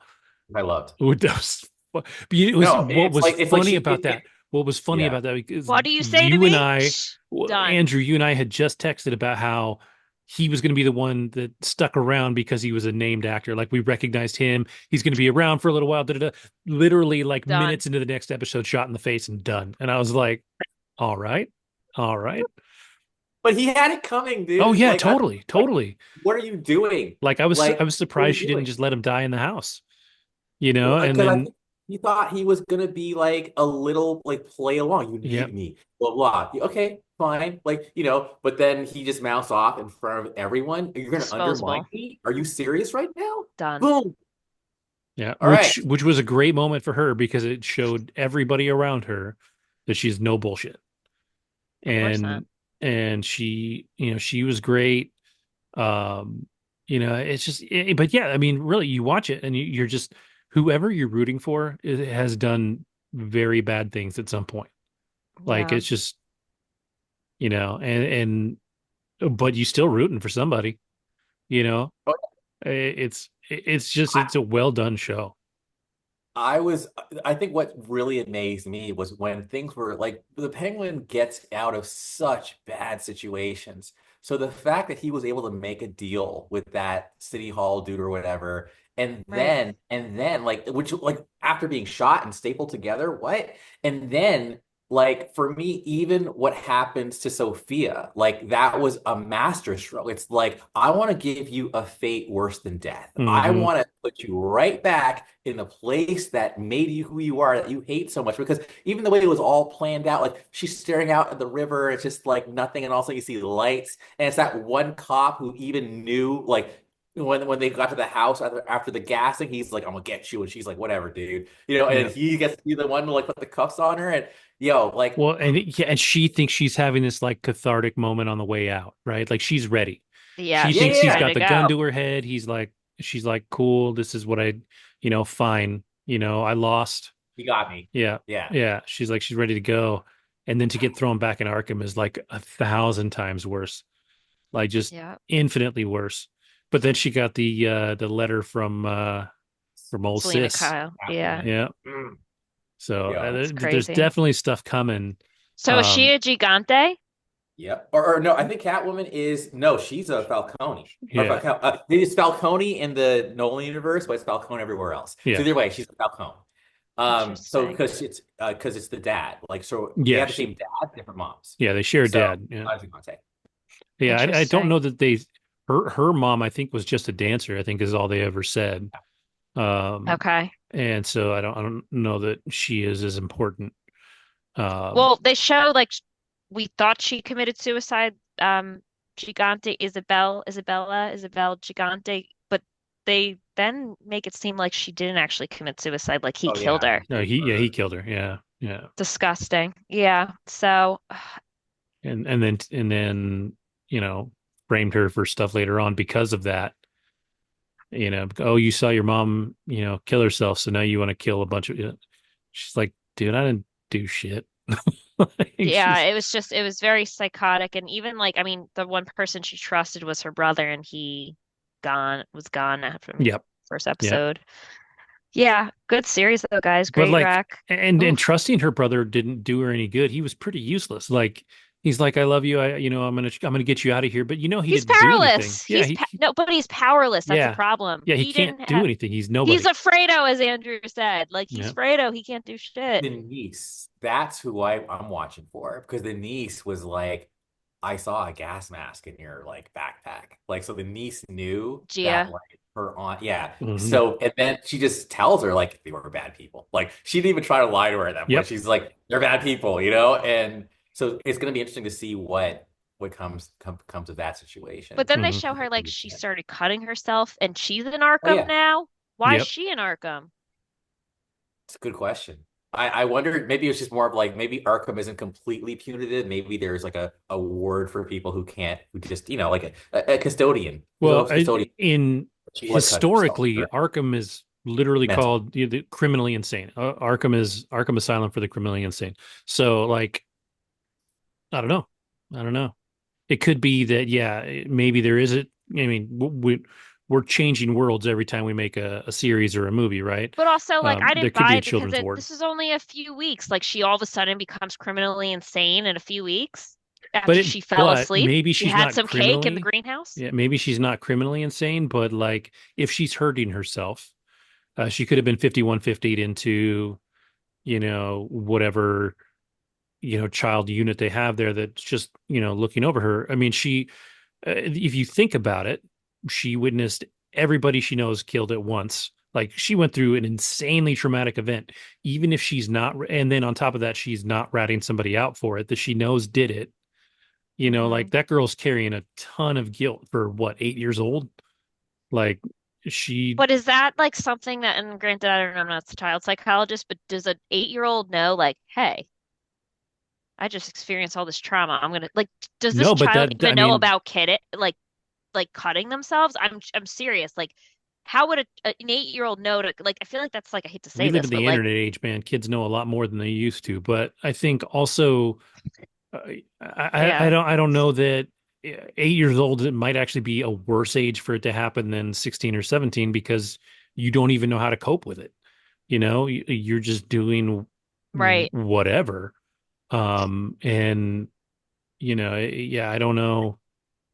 There's a story there to be told if they want to. They probably won't, but they could.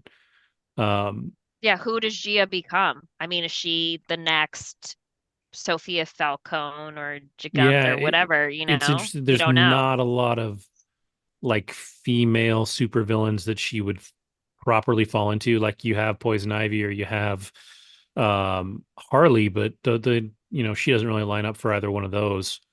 No. Um, and whatever character she would become would have to be within the next, let's say, 5 to 10 years, maybe at the most. We're creating a new character at this point Yeah, because there's yeah, They just can do. yeah. yeah. Do they create new characters ever or Oh, no? sure. Harley was new. Harley was in the animated Batman the animated Yeah, series. Harley Quinn was created in the 90s and Batman's been around since the Really? 40s. Yeah. I didn't know Harley Quinn was that new. Yeah. Interesting. Uh, But Created they met at solely. Arkham Asylum. She was the psychiatrist, although in the most recent Joker, don't see it. Um, she was a self-committed Arkham patient. So Yeah. like complete opposite from how she was, I guess, characterized or written about in the past. She was just someone who had a psychology background, grew up on the Upper West Side, very wealthy, privileged woman who had like a weird attachment to the Joker, Arthur Well, Fleck. for that version of the Joker, it wouldn't have made sense for her to be his therapist because he's not charismatic in any kind of way, really. Like the thing about the Joker in Batman the Animated Series, um, is that he may be a complete psychopath, but he is Hmm. also really intelligent. Like he is Hmm. conniving and charismatic, and he can push people around a little bit. Whereas Arthur Right. Fleck isn't. He's not a dominating personality. He's just somebody that's going to snap and do something fucking crazy, like shoot a talk show host on live television. But yet Uh, she was drawn to him. Why? well, Why because is a she could just woman because she's broken and crazy. Like she's looking for more broken and crazy, and that's the most broken and crazy person that there is at that time. it's hard to believe that someone that from her background would find solace or comfort or just some form of, I don't know, like would resonate with this guy who cannot relate to her whatsoever. He grew up in the Bronx, was incredibly, can I say like underprivileged? He was not in the best socioeconomic status like she was. Why him? I mean, other than I know you said she's crazy. I'm just curious, like that's where I think Joker 2 is lacking. The Yeah, way that they portray her, a woman like that with a background like that does not fall for a guy like Arthur Fleck. yeah. Not, let alone is like, wow, I'm inspired. He shot Well, I a mean, television host. Let me go commit myself. the thing Like it just about doesn't make sense. the thing, if you tell the story right, the way that would work though would be that she's only seen that moment and then any other stories that have built any kind of mythology that's built around him, right? Sure. She wouldn't have seen all of the things that happened to him where he was weak and where he was picked on and where he was pushed around before that. She Right. would only see this guy that went on the show, went nuts, killed somebody, and then went to jail, right? And so you see that moment and then you Hmm. hear all the stories about him and then those get sensationalized and people talk about him and Right. all this. So I mean that makes a little sense. We saw Arthur Fleck from 0 to 60, right? We saw him Correct. really lose it, but she wouldn't have. So that's part of it too. She only has the mythology um, of Arthur Fleck or of the Joker. Yeah. But I also think that Todd Phillips just didn't give a shit about that movie. So it's really hard to like. He even said he's like that's not even actually the Joker, and we're like, dude, you literally named the movie Joker. Like Come on, man. Like you use the name twice. You can't say that's not the Joker. Like, I'm sorry. Yeah, the Joker and the Joker 2. Like, yeah. So, Garbage. yeah. So, Guys, thanks for the rec. Really, yes. really, really enjoyed it. It was awesome.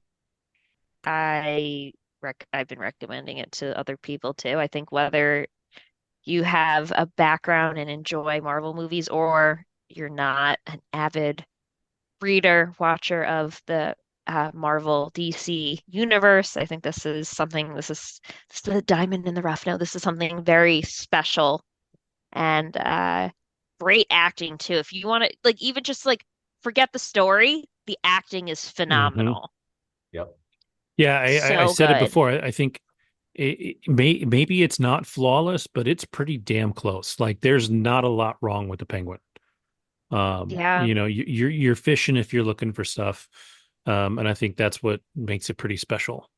And it So, gave me like modern day Godfather vibes in many respects too. And I hmm. think it was like a nod to the Godfather to some degree. It was just really great. And even just seeing like a female advance in such a way where she is able to exert power, but also like fuck over her entire family. It was just it was pretty badass, honestly, Yeah, she in was that dope. sense. She 100% and so does Colin Farrell deserve an Emmy, Golden Globe, etc. I'm excited. I'm excited Yeah, to see where this goes and what they do with this in the future. Film or another series. yeah. Yeah. I think she'll be in the Batman too. I think this is going to lead into that film. Hmm. Yep. And I'll just say one more thing about Sophia Falcone. I think they're called alignments, like chaotic Hmm. evil, lawful good, that kind of thing. And I consider her kind of lawful evil in that like she can be reasoned with. And I could be wrong here, but like when she goes to the apartment where Oz's like kind of girlfriend Hmm. is, and basically like it could have gone either way, but because the girlfriend, I think, genuinely, I think, didn't know like the extent of the lies and like didn't know that Oz set her up, or and then finally was like, hey, I'll tell you where his mom is, whatever, like, and just let her live. Like, it was crazy to me because the whole time I was like, she's gonna die. And like I love how this girlfriend is just being very brave about it and not like she's just like, all right, well, you found me. So here I am. Let's just get it Yeah, over yeah. with, Let's just do this thing. And Which it, he's And which is was that's the one person that actually he didn't catch in a lie. well, and I it's mean, that dancing scene at the end, I don't think he knows to right. this day that she fucked him over and Yeah, she's the root of the good cause of call. as to why Sophia and Maroney found his underground lair. yeah, She's sly. yeah. She's not dumb. She's a survivor. Yes. Like, she's not She'll put on the as dress. yeah, and she's not trying to survive in the way that she's trying to come out on top of everybody else. Like Oz is. Like, Oz wants to win. Oz wants to be number one, top dog everywhere. This girl wants to survive for the sake of the girls that work for her, keep her business alive, keep herself alive, and protect the people around her. So there's a protection and a caring instinct that she has that Oz does not have. So, And also, how about Gia, the little girl? I think Oz would have killed the kid. oh, I think in the same situation he would have let her get gassed. Yeah, That's if he was the one gassing the house, he wouldn't have snuck her out. take no prisoners. That's Yeah. what I think. Yeah, I think that's what happened there. I mean, the fact that she even like put her in the greenhouse and like made her feel like comfortable, or how about even just showing up in Arkham? Yeah. Hmm. Oh, because she saw herself in her, Yeah. That and that broke 100%. her. Yeah. But the fact that she even wanted to save her, I think he's a Oh no, greater Oz, evil. Oh you're yeah. Yeah. evil. Yeah. For He's sure. evil. And he killed his own brothers. Like, dude, he knew what he was doing. He did. Yeah. I want you all to myself. Oz is a uh, And But speaking of that, like, yet he monster. loves a mother. I think he loves his, it's not even that he loves his mother. He loves Attention. the attention and yeah, just like wants to be needed and wants to be yeah. felt important. He realized like in order to get that, he needs to get rid of the other two. Yeah. The other thing Sick. that's not going to happen, but I think is worth pointing out, is the kid that played Young Oz. He won't get nominated for anything, but he Yeah. did a great job. Oh Like That's yeah, a he was Neflix off. incredible. he was so Um, good. he was 100% believable as the same character at a younger age. Yes, So, Totally. and then especially if you watch the things after the episodes, I when did. you see him talk, in the interview, like he's so like sweet and like intelligent and like calm and nice and just like completely opposite of Oz in almost every way. But he played the character so well, so I was really happy for that kid. He turned on that New York accent Oh like that. yeah, Yeah. Oh, it was great. yeah. So all right, cool. Well, going from a comic book adaptation that was amazing that you don't have to be a comic book fan to enjoy. Uh, the finale of Arcane was released this weekend, today. And Arcane is based on a video game called League of Legends, and specifically some characters from League of Legends. I have never played a single moment of League of Legends. Um, and Arcane is probably one of the best shows I've watched in the last, I don't know, decade.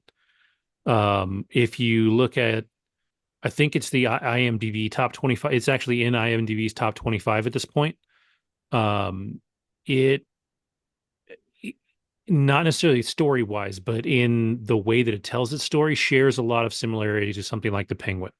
You have a ton of character development, you have a ton of story development. It is a larger story than The Penguin. The Penguin's super tight. This definitely has more characters to follow, more story to follow because it's animated.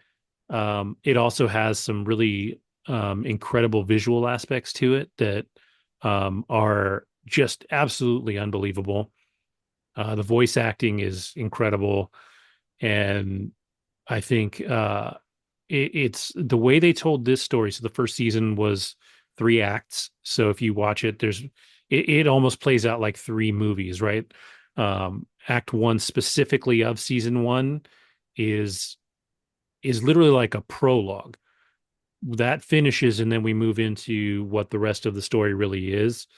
But it sets up a lot of stuff, and then at its heart, it's about these two sisters and um, how much they love each other, and then because of the way things go down, how much they hate each other but love each other and become completely opposing forces. And then the way in the final couple of acts, the way that kind of weaves back and forth, and how they're trying to get back to each other, um, but can't. But um, it's it's pretty awesome, and I think it's up in that top 25 for a reason. It much like Penguin is a show that doesn't have a lot of flaws, and it's definitely worth a watch. But Andrew, you finished it literally like an hour ago. So what do you think about this last season?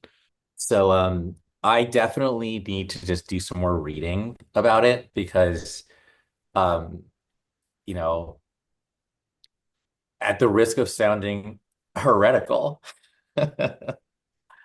like, yeah, I don't really get like the hype. Now, I will say this. I think visually it is beyond stunning. It's probably the best visuals I've ever seen. Yeah, Like, yeah. period, as far as animation goes. Like, it's crazy to me how far we've come. Although I do wonder like what AI is going to do. Because I do know it took, I think they said 6 years to make the first season. And then combined, I think it's like 250 million budget. So it's like No, no, no. this is It's a 250 million per season. I read both to be Okay, fair, okay. but yeah, I read both. But either way, it's not cheap. Um, so for me, it's more about and again, like I got eyes, like I've seen all the, I mean, the internet, the buzzosphere, if you will, is on fire for this show. So for me, it's like I'm wondering if, like, you said you never played the game, but if you have to be a gamer, maybe you're more into it. And I know there's a lot of gamers out there. As a matter of fact, I feel like the odd man out. I think there's more gamers than not. I think at this point, everyone's got a PS5 or something. I don't really relate to like any of the characters like seamlessly, and I think that's something that I have to be able to do to get into something. So when I'm watching Penguin, for example, I'm absolutely invested in what happens to Sophia, what happens to Vic, what happens to Oz. Whereas this show, everyone feels pretty alien to me, except for maybe Caitlin, because she seems to be someone who just wants to do the right thing no matter what. Everyone else is either super emotional or like super flawed. And I learned to kind of turn off emotion if it's maladaptive.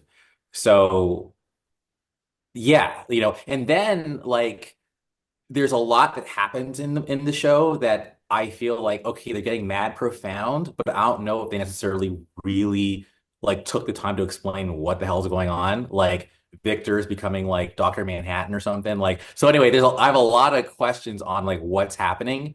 But I think from a visual standpoint, flawless. From a voice acting standpoint, flawless.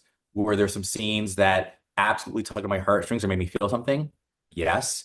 But it's something that I watch A for the podcast, B because I have some good friends, including yourself, who loved it. So to me, it's like I'm gonna watch it. But then C, like, yeah, I'm always willing to give something a chance, but I'm willing to just listen. I just want to take it in. But it wasn't like, oh my God, like for me. But I know that I'm the odd man out because when you look at all the other charts, like it's 100%, 98%, Mhm. 9.9, like everyone is gushing about this show.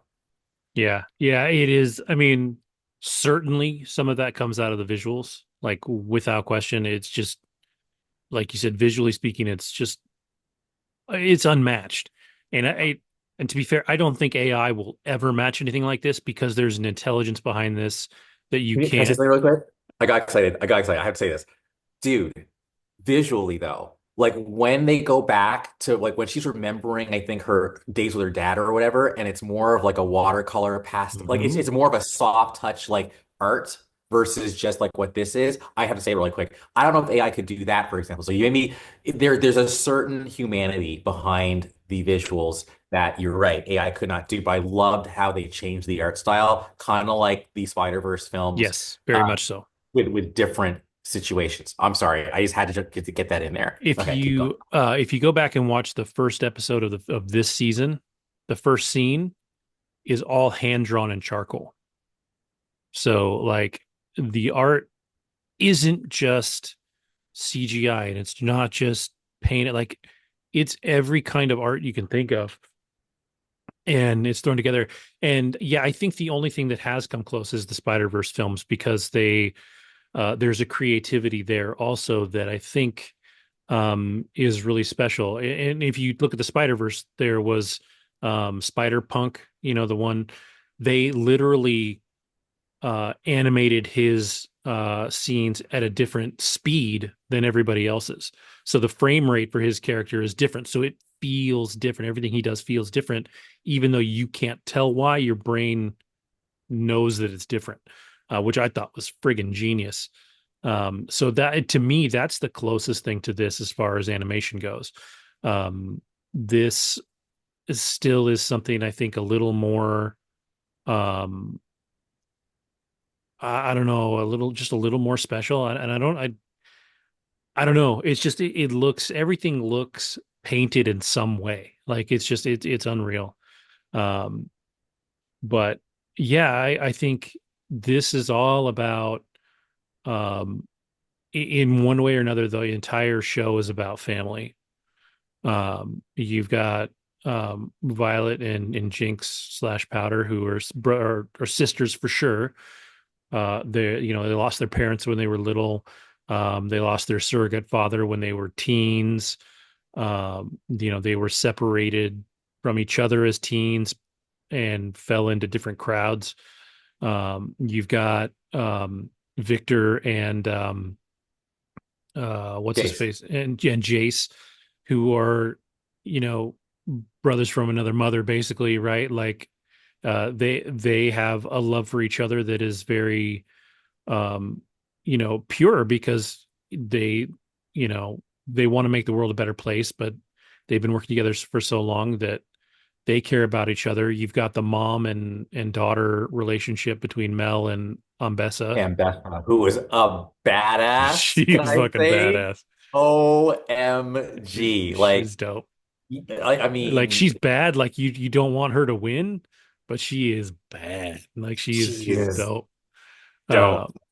Sorry. and and then you've got Echo where he falls in where he is a I like that episode. oh I like that the episode. flashback ish one or the Yeah, alternate universe one. where he's back with like the other dimension. Hmm. Yeah, that was that was great. Like Yeah. I'm getting chills. That was awesome. All right, keep going. Yeah, that I mean that brings a lot of heart to the end of the episode, end of the series too, because there's a what could have been moment, right? Like, and it's funny, it all comes back to the very first episode. If things had gone different in the very first episode of the entire series, we would have Good this job. universe instead. And it's a much happier place. These people that think they're doing what is best for the world and making their world a better place, they are single-handedly bringing about destruction. It's almost like an allegory for the atomic bomb and atomic energy, right? When you start looking into something that feels new and powerful, at some point it is going to bring about destruction, right? If they had not done this thing, if they hadn't found this crystal, then Jace and Victor would have never built what they built. The hex gates, they wouldn't have studied this stuff more. Apparently, Violet would have died anyways, and that would have been different.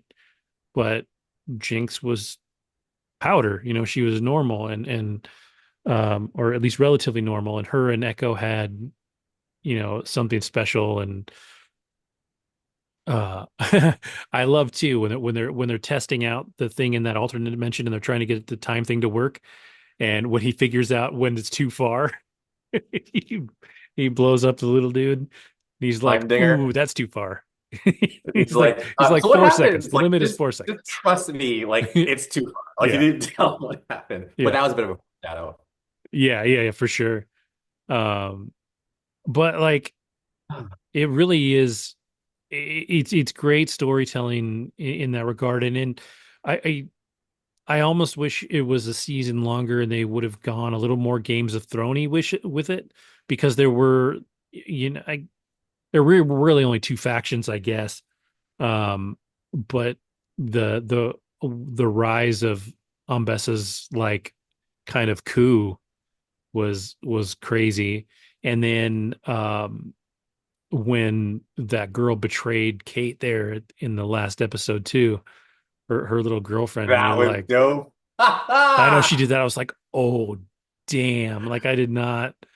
Okay, first of all, Kate is a pimp. I'm sorry. I just like when you first see Kate and that girl, and she's all comforting her in the bed. I'm like, what? Yeah. Like, okay, like Kate wasted no time, Yeah. Yeah. like getting a You don't want replacement. the sheets All to right, get cold, man. right? Like, anyways, but then that girl was just like, yeah, she was like, thank you, I enjoyed the warmth or whatever. Yeah. Yeah. Like, felt slighted, and Bassa was just so smart to like leverage that Yep. vulnerability. Like, yeah, man, I like that too. Sorry, I just had to keep it. Yeah, Yeah. Yeah. I was just jumping in. She, it made sense that the only person that really could beat her is her daughter. Right. And granted, the person that really beat her was Kate, getting rid of those runes that gave her, made her what she was. Um, but yeah, I just think it was a great story. There was somebody pointed it out at the very end. If you look, the way that Jinx falls, um, and even though there's an explosion, a few scenes later, Kate's looking at the schematics for the building, and there are escape vents through there.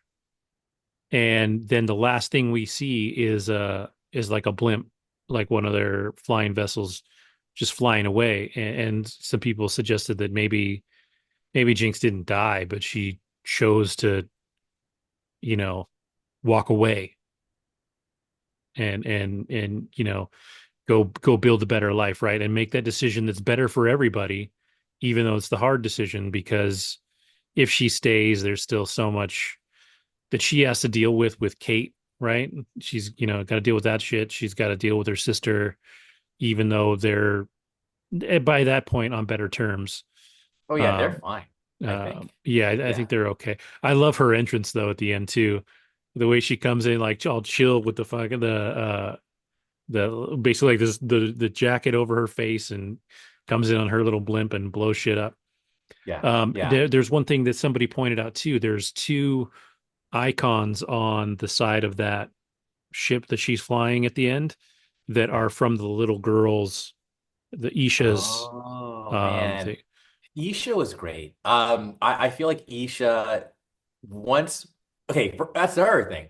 What was Isha doing? Like, help me out. Like, was she trying to save everybody from like Vander gone wild? Like, why did she do what she did? If that's it, then okay, I read that properly. But it's Yeah. like, what a waste. Because I feel like once Isha went, that's when you saw Jinx go back kind of down the rabbit hole and just kind of Well, but Isha at humanity. that point, Jinx didn't go bad. Jinx just went sad. Like, so there Yeah. was a difference there, right? Like, I think she that was my one probably complaint is that they didn't even address what Isha did. Like, it just never came up again because it Yeah. was such a moment. But one thing that I saw pointed out too that I thought was really cool is that when Isha first shows up and they go back to Jinx's lair and they're talking to each other, Isha's using sign language, actual sign language, but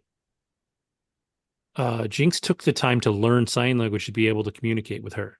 So like that was like out of all the things that sort of started to lead to Jinx saving herself, Isha was the big thing. And so, Yeah. you can see how once she died, like they're just Jinx is just like, fuck, what the fuck am I gonna do? Like I've done everything I can to do it right, and it still goes wrong.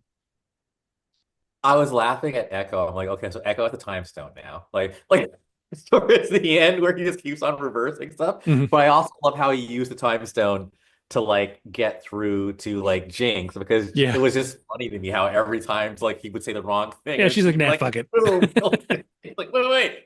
And there's even blood on him at one Yeah, point yeah, because no, yeah. but that was really cool. I mean, there was definitely a lot of elements of other things I also recognized. I know I keep talking about Evangelion, but like that scene where they're all in outer space and all the souls are up in the like that is very Ava, because the whole idea in Ava, they're trying to stop the human instrumentality project. And what they're trying to do is make everyone become one primordial soup, kind of like this is a Star Trek TNG, no, Deep Space Nine thing where Odo's race. I don't remember Odo, but he's like Yeah, yeah. he can The shapeshifter. shapeshifter. Yeah. Yeah, so their whole planet is just this fucking goo. And when one of the goo people leave and become a separate person, it's like, okay, you're doing your own thing, but come back to the collective because like that's the ideal life. And I feel like Victor was trying to do that. And I guess that's like, no, no, individualism is better, messiness is better, yay. So anyway, so that I thought was interesting. Again, I felt like it got profound, but I wanted more kind of build up or more of an explanation. Everything happened just so quickly. But again, the visual feast is undeniable. Hmm. I want to like while I'm talking, I want to like give praise to other things. I mean, the dad thing, the Vander thing was cool. I feel like, even like what happens at the end, apparently I read that there is like the hooded figure that shows up, the older, I guess there's another Victor who there's tiny wimey stuff going on. Yeah, for Like sure. Victor like was definitely leading Jace throughout the certain places. Dude, I was mad at Jace for shooting Victor and like that whole like commune, like all them died. I'm like, what are you doing, man? Like he just seemed really angry and I didn't really know why. I'm like, why are you killing people? Like they seem happy. Um anyway, like again, if Mike is watching, Mike is a friend of mine and he's like absolutely like he's done me a favor and watched Attack on Titan. I know that for him, like he's like Attack on Titan is good, but it's not like the best thing ever, right? And it's the opposite with me. I'm like Attack on Titan is like best thing ever, but for him, you saw. I think you were probably doing a Yep. comment. You were Yeah, like, I replied to uh, him. Yeah. he felt like this is his favorite show of all time, and I'm kind of like, it. Trust me, I'm not knocking it. Like I like it, but for me, it's just not like the bee's knees. I can't believe I said that. 'Cause what is the bee's knees? Like, why is that a thing? But anyway, They're for me, awesome, it's not. man. That's all I know. Yeah. Oh, dude, how about that? Like, Vi Caitlyn reunion in the jail cell. That's all I'll say about that. Yeah, yeah, that was. I'm watching with my kids. I'm like, I was wondering about that. I was wondering about that. I was like, is Kevin watching this with his kids? Because I like mean, granted, my kid's he's 16 like years old, and it's not that bad. But I mean, he's it like was very looking suggestive. up at Yeah, Kate. I mean, yeah. I was like, all right, all right. anyway, This is adult. yeah, Um, that was probably the hottest animation I've ever seen. well, and As that's the far thing too. as Like, they do a pretty good job making these characters. Um, even though they're animated and they're painted, like there's some beautiful characters. Like Mel.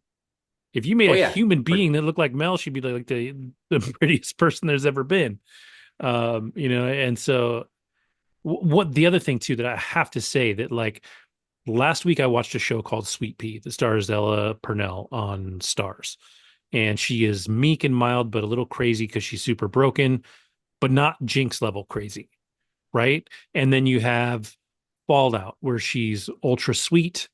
She's the okie dokie girl, like she's all that. She's in Yellow Jackets, where she's one of the girls. I think she dies in the crash, plane crash, or dies early on in the show.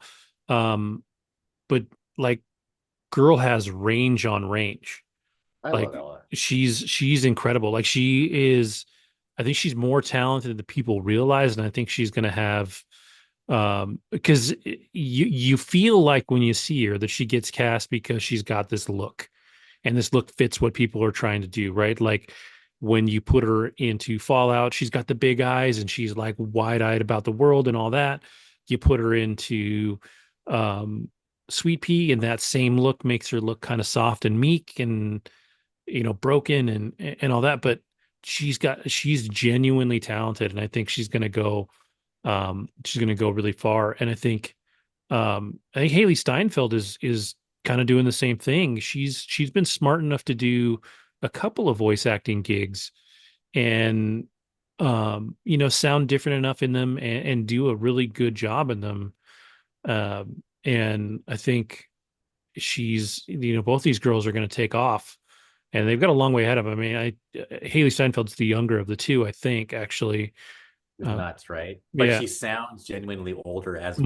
Hmm. I buy her as Vi, and Jinx is just has so much charisma in her delivery. So no, I mean and I think what's also great for both of them is sometimes you can hear a voice actor and you can still kind of picture the voice actor Hmm. like behind it, right? No, no, no, no. I think with both of these situations, like they disappear into their roles. Now I will say, with Jinx a few times, I can see that bug-eyed Yeah, bee yeah, like for doing sure. her thing, right? But I have to think about it. Otherwise, it's that blue-haired nut job that is Yeah. like, you know, who is a hero, by the way. Like, I mean, like that. I think one of the scenes that touched me, no pun intended, was when she's breaking those people out of the jail, and the first person touches her shoulder, and she like shrinks back, but then she's like realizes, wait a minute, Hmm. and then everybody walks by and touches her because they just believe in her. And then that little old woman just like walks by, touches her too. That actually moved me. I'm like, because she's like, wow, like I'm just crazy Jane. So these people actually really believe in me. Well, Like that was,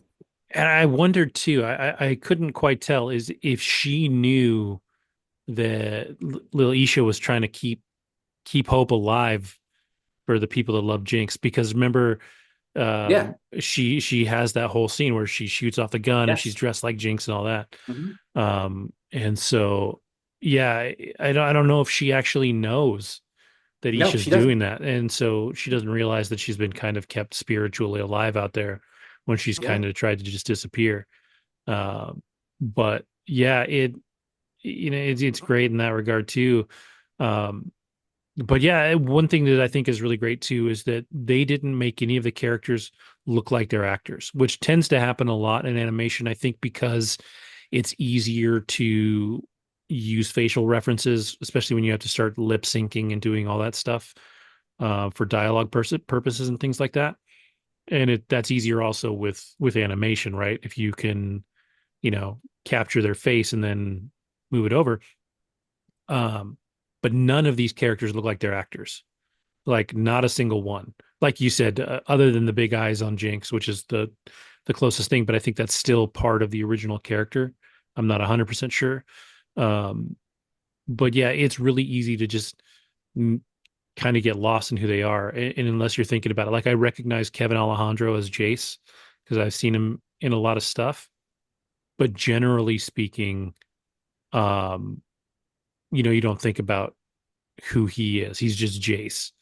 And yeah, it's such good voice acting across the board, and um, it's well done. I think I I think if you watch the whole thing and you're not convinced that it's as great as everybody else thinks it is, I don't think you're going to be. Like I don't think No, there's but a I'm still going to read oh about yeah, it, yeah, and I for sure, want for to sure. be because I it's just like, don't think anything is oh God, necessarily going to sell you, right? You might understand more and you might take away a little more from it, but I don't think your overall opinion of it's going to change a lot because, um, you know, if you have a problem with the lore not being delivered a certain way and you have to go back and research and find the lore, then, so in some part of your mind, you're like, well, then why didn't they just tell it that way, right? Like, why that's a flaw in the creation of the story, right? Like, whereas to use Attack on Titan as an example, they explain they don't leave anything for you to figure out. Like, uh, granted, that's not based on an existing property that has been around for, 10 years or whatever. Like, they told their story, and brought that stuff in. So, in that regard, everything you need to know is there. Um, but to be fair, I don't know how much story there's ever actually been in League of Legends, the game. It's not a story based game. Um, game. it's not a fighting game. It's what do they call it? It's I think it's a massively online multiplayer battle arena. Like, so you have teams of people, and you do battle on this map. But the idea is it's not capture the flag, I don't think, but it's sort of similar ideas to that, but to larger scales. And the goal is to win as a team. And that's why like League of Legends is considered a team, like an esports team game. So you can actually have a team of players that play this against other teams of players to win. But the story of League of Legends is not particularly deep, at least as far as I know. Is Leroy Jenkins, is that like is that an example of what you're talking about? Have you heard of that? Like Leroy Well, I've Jenkins. heard That of was yeah, just I've heard of Leroy something. Jenkins, but I don't know. Okay. Yeah, it was something where it's like apparently these bunch of guys are all online and they have like, okay, here's our plan, blah blah. We're gonna and then some idiot decides to just run by himself. He forces the whole group to go in like without a plan, and they all end up getting killed. And there's just like a meme that was like recorded and like got blasted everywhere. But he's like, Leroy Jenkins, he got them all killed. Fucking Leroy. It's like everyone's like pissed because like he got them all killed. But anyway, yeah, I just because again, I really think they were trying. Like I think that again, they're trying to do something really kind of profound. They talk about, I forget the exact quote, but it's the idea of like the road to hell is paved with good intentions. That was definitely a theme, like trying to do good, you're actually doing bad. Like again, the whole, you know, Ambessa trying to do the coup. Like, what was she trying to do exactly? Like, she just wanted to take over Piltover? Like, why? Like, I don't, like, then she had an affair with some witch and then had a fucking kid who could, like, have powers. Like, okay, that's cool, but, like, right? Like, I don't know. It was just like you're sprinkling in profundity, or that's not even a word.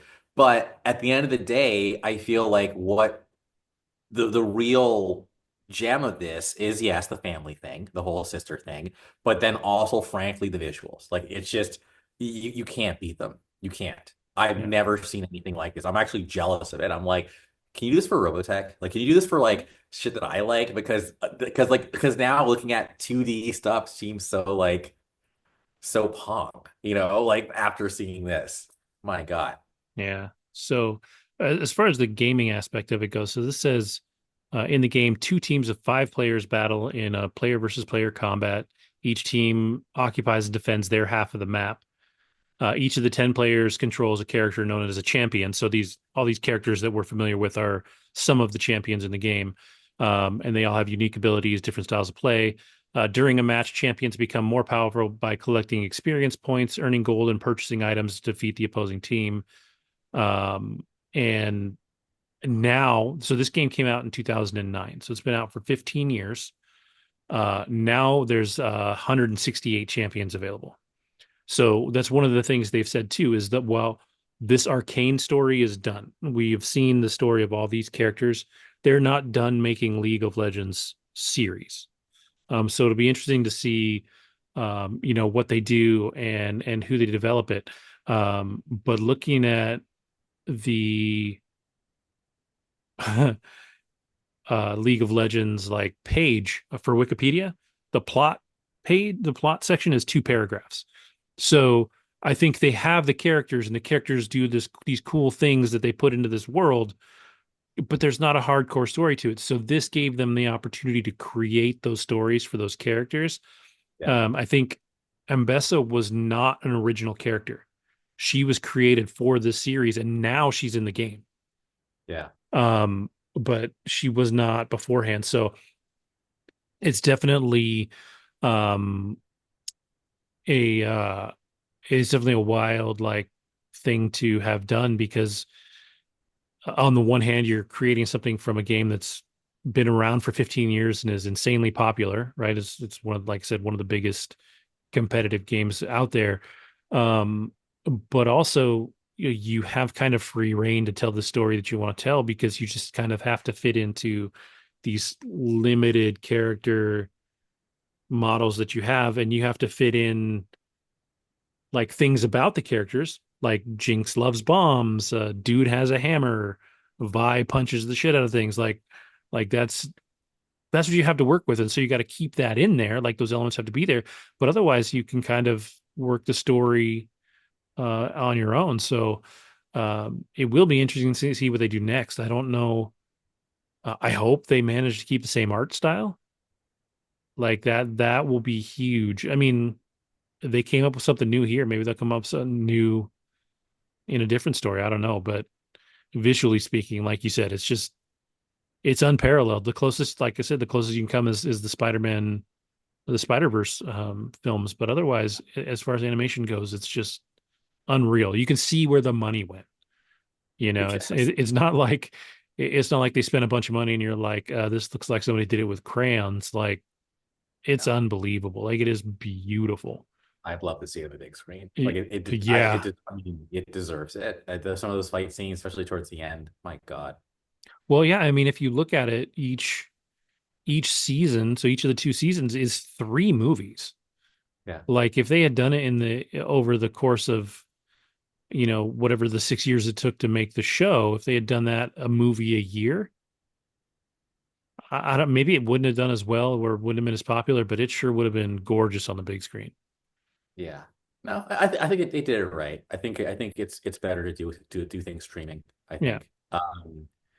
One thing I remember I will say as well, and is a big part of what makes me love a show is music. And I remember when I was first like getting kind of the gumption to like do this marathon, which I never do, but I did it.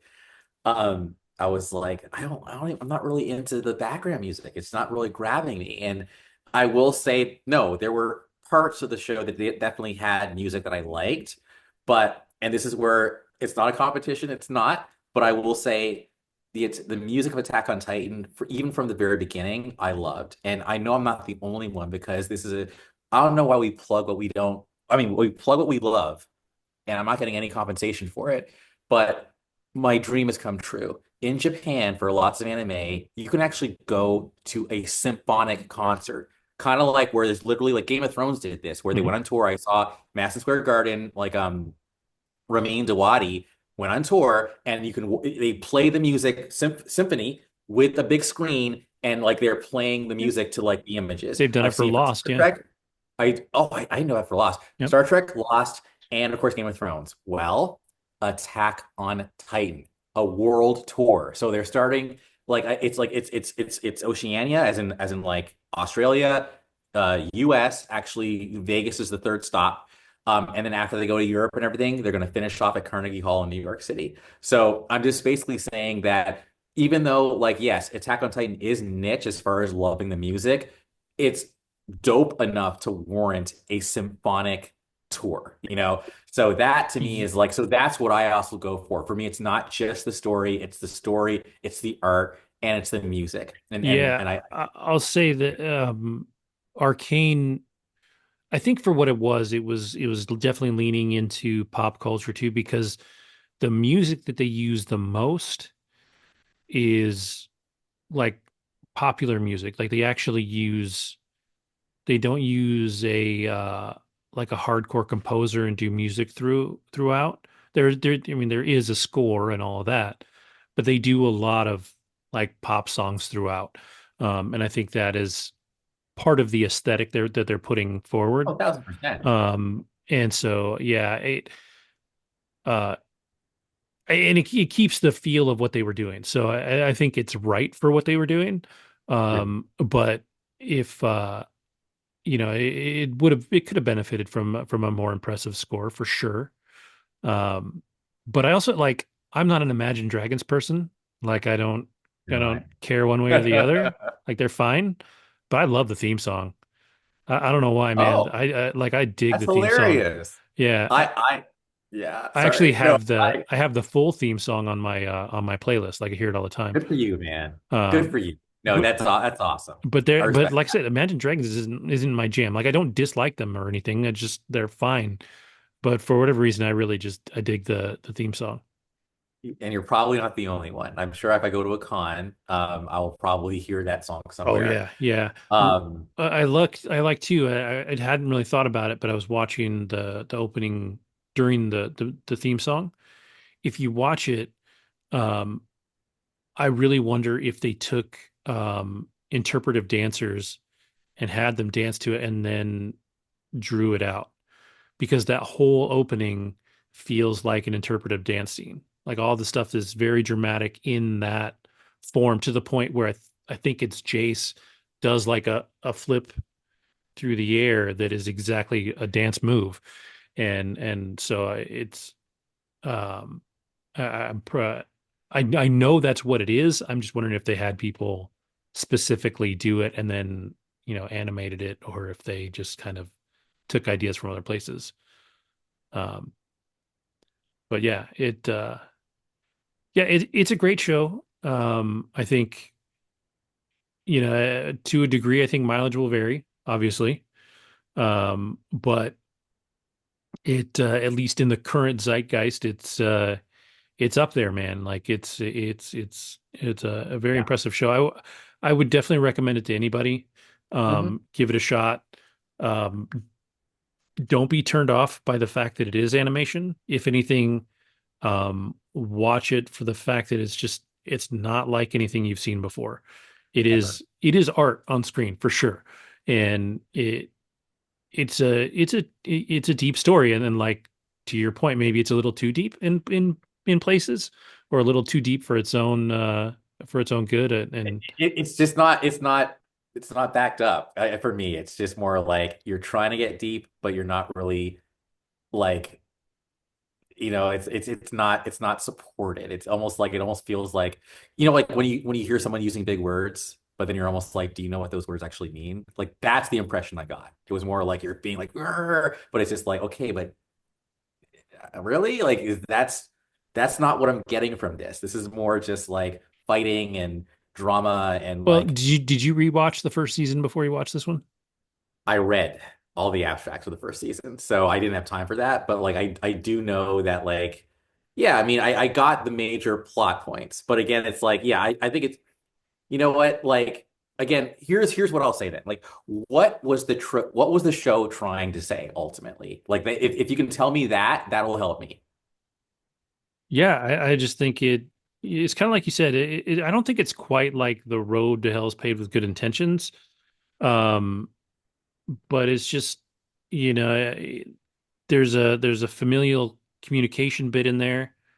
Like these people all lost their way with each other, and in a lot of ways, it came out of communication. The break between Vi and Powder uh, was because they were frustrated with each other in a single situation, and they let that split them up.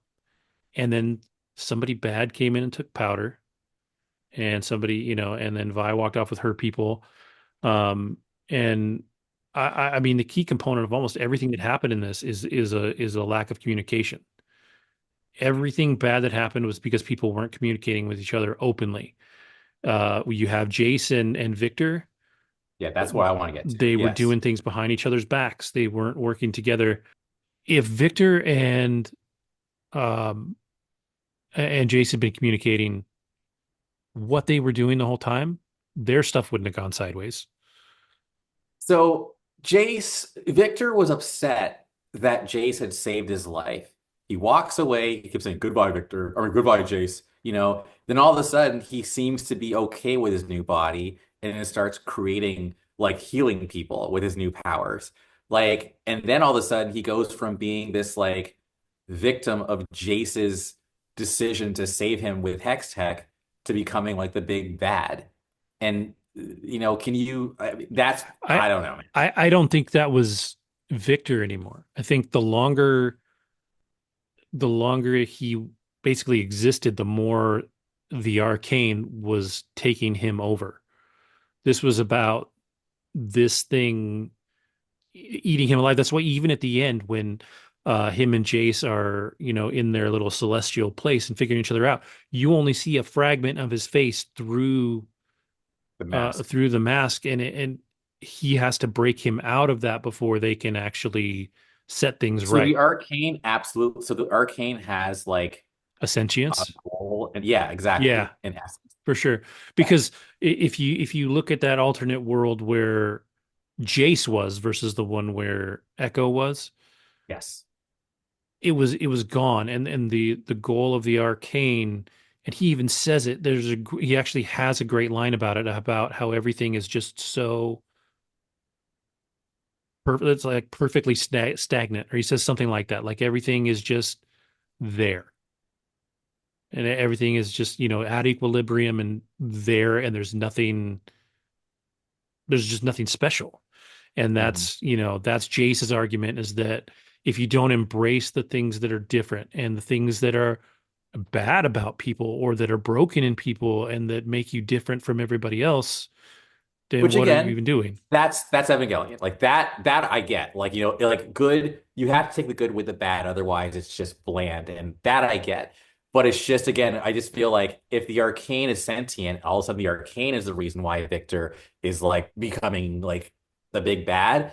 Okay, that helps. I Trust me, think it you see does. that all the way back in season one, because when they're working with this little bit of it, they're trying to figure it out and nothing's working, nothing's working. When it starts to trigger, it's because it got Victor's blood. And so, like, because you didn't watch season one, you don't remember this, or because you One didn't more thing. rewatch season one, you don't remember this. But he is working with the little hex ball, and it's Mhm. got all the runes on it. He cuts himself, and it literally soaks up the blood, and that's when it starts to change into this thing that we see. So it's feeding, and it's becoming more and more. Um, Evil isn't quite the right word, but it's becoming, more needy. And that's when it blows up. It kills the girl that has a thing for Victor.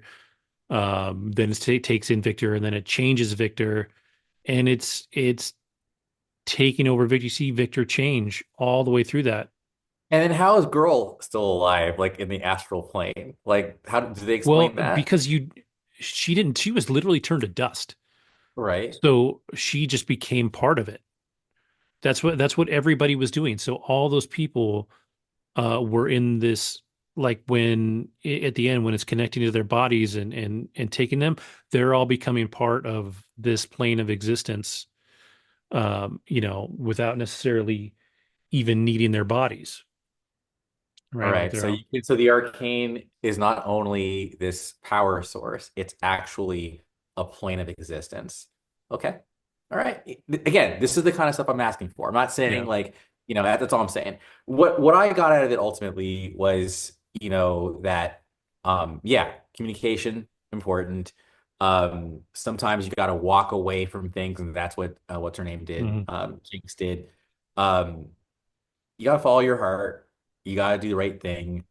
Um, but yeah, family, all the warm fuzzies. It was just more of the actual everything we just talked about. That's the piece that maybe if I watch season one again, maybe I'll get because I think they were getting a bit more out there than like most narratives do. Yeah. Especially with Victor. Like that's who I needed more from in terms of, and then maybe it's all explained in season one.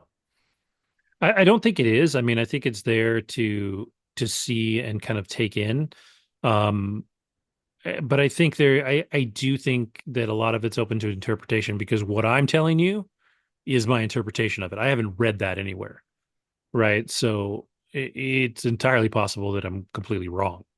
But there's the things that I know from season one, that that Victor was driven um by the arcane to do the things that he did and to bring everybody into it. And if you notice that the person that ultimately sends Jace back on his journey is a different version of Victor, Yes, a future. and a Yeah, more Victor version of Victor than you see anywhere else. yeah. Um, part of me was like when they were doing the alternate universe thing, I told my kids, I was like, wouldn't it be wild if the time thing sent Echo all the way back to do something in episode one that set everything in motion again, right? Like if everything was destined to be what it was. And that's actually kind of the opposite of what the final story was, is in fact you can make your own destiny if you fight against these things that you're fighting against, because they even say it's sort of like Endgame, right? Like, there was that moment where they're talking and uh Victor is talking to, like, uh Hoodie Victor is talking to Jace before he sends him back, and he basically does the Doctor Strange one. He's like, in all the timelines and all the things, there's you know the one thing, there's the one thing that you did that blah blah blah whatever. um and then he sends him back, and so then he does it, and they come together and save everything. And so there's that thing too where um you know it, destiny is what you make it, not what you're born to do. So yeah, Nice. but I definitely think it's open to reading and interpretation and taking a handful of them, because I'm sure there's going to be a couple of different ones. But at least from what I can see online, you're not going to find anybody that's hardcore, like this is what the game said and you missed it because of X, Y, and Z. That game story um doesn't really exist. Um, this says, um for the plot, before 2014 of the game. Before 2014, players existed in universe as political leaders or summoners commanding champions to fight on the fields of justice, to avert a catastrophic war, which we see in the game. That's the idea of the game, or sorry, the show. Sociologist Matt Watson said the plot and setting were bereft of the political themes found in other games and presented in reductive good versus evil terms. And in the game's earliest development, they didn't even hire writers, and designers wrote characters' biographies only a paragraph long. So at least in the initial iteration of the game, it was it was cool. It was almost like the same idea of the show. It was great to look at. It was a lot of fun to experience, but there was no story. It was just you had your good guys and you had your bad guys, and somebody had to win. Yeah, no, thank you. Thank you. Maybe we're coming back to like fact. Thank you again for, tolerating my questions. Because yeah, like I say this fully knowing that there's probably people throwing shit at the screen right now. Like, what are you talking about? Yeah, Yeah. I mean, to be fair, I am sure there are people that will be like, You're trying. Andrew's a damn fool. Um, but I think it's fair. I mean, with anything, especially something that's only 2 seasons, like that's the other thing. Like, there's only 2 seasons to this, so I don't know when that decision was made. Um, but I mean, they finished the story they were telling. Is there an opportunity to have developed things more? Obviously, like there could have been. You could have done another season or another chunk of episodes or something that dove into some of those things a little more, or explain those things a little more. Um, but I think generally speaking, um, they did what they wanted to do, and I can never fault somebody for saying, let's finish this story, give it an ending that we feel is satisfactory, not just satisfactory, but the ending we want to tell. And let this go somewhere else. Let there be other League of Legends stories told with other champions that apparently there's 168 of them, so they can do whatever the hell they want. Um, but tell your story the way you want to tell it. That's always my thing, and that's why historically, to me, British television has always been better because they do television. They don't call them seasons; they call it series. So there's series one of something, and then series two, and a lot of their shows are intended to be a season, and that's it.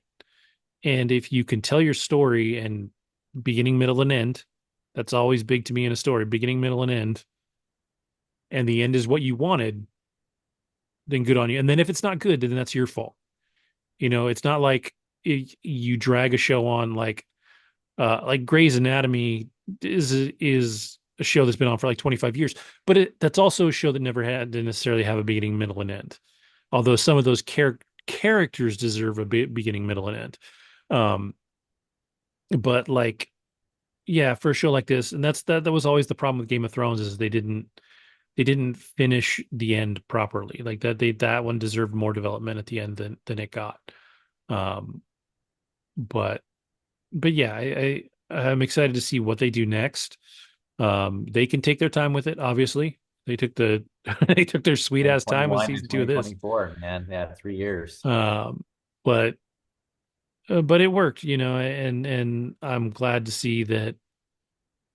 I'm. It's always great to see something animated blow up in the public sphere the way this did, and to see something so that there's a handful of them. Attack on Titan is up there. Like, when you look at some of the best shows ever made on IMDb's list, Attack on Titan is actually, I know it's top 100. I think it's even higher than that. Um, this is in the top 25 right now. Over time, that will fall. Like, it just, I almost guarantee that. Avatar: The Last Airbender.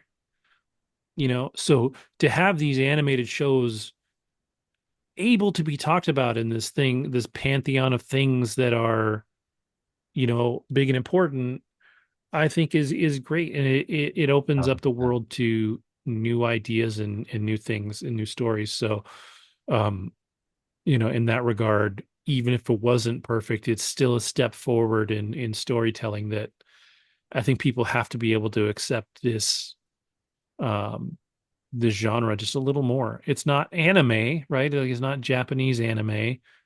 It is an animated series, just like you can say the same thing about Avatar: The Last Airbender. Avatar was not, it's not anime. People consider it anime, but it's an American-made series. It was made for Nickelodeon, and so that's still two separate worlds. But accept the fact that these people can tell adult stories. That you can watch an adult story in an animated format, and it's okay. Like, that's the thing. So I think it's really great that they did this too. Agreed.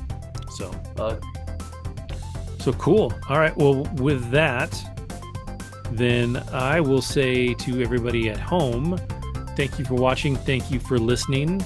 And I don't know what we'll talk about next week, but we'll definitely have some stuff. I think I might be able to see Gladiator 2 before we record. I know Lauren's going to see Wicked before we record.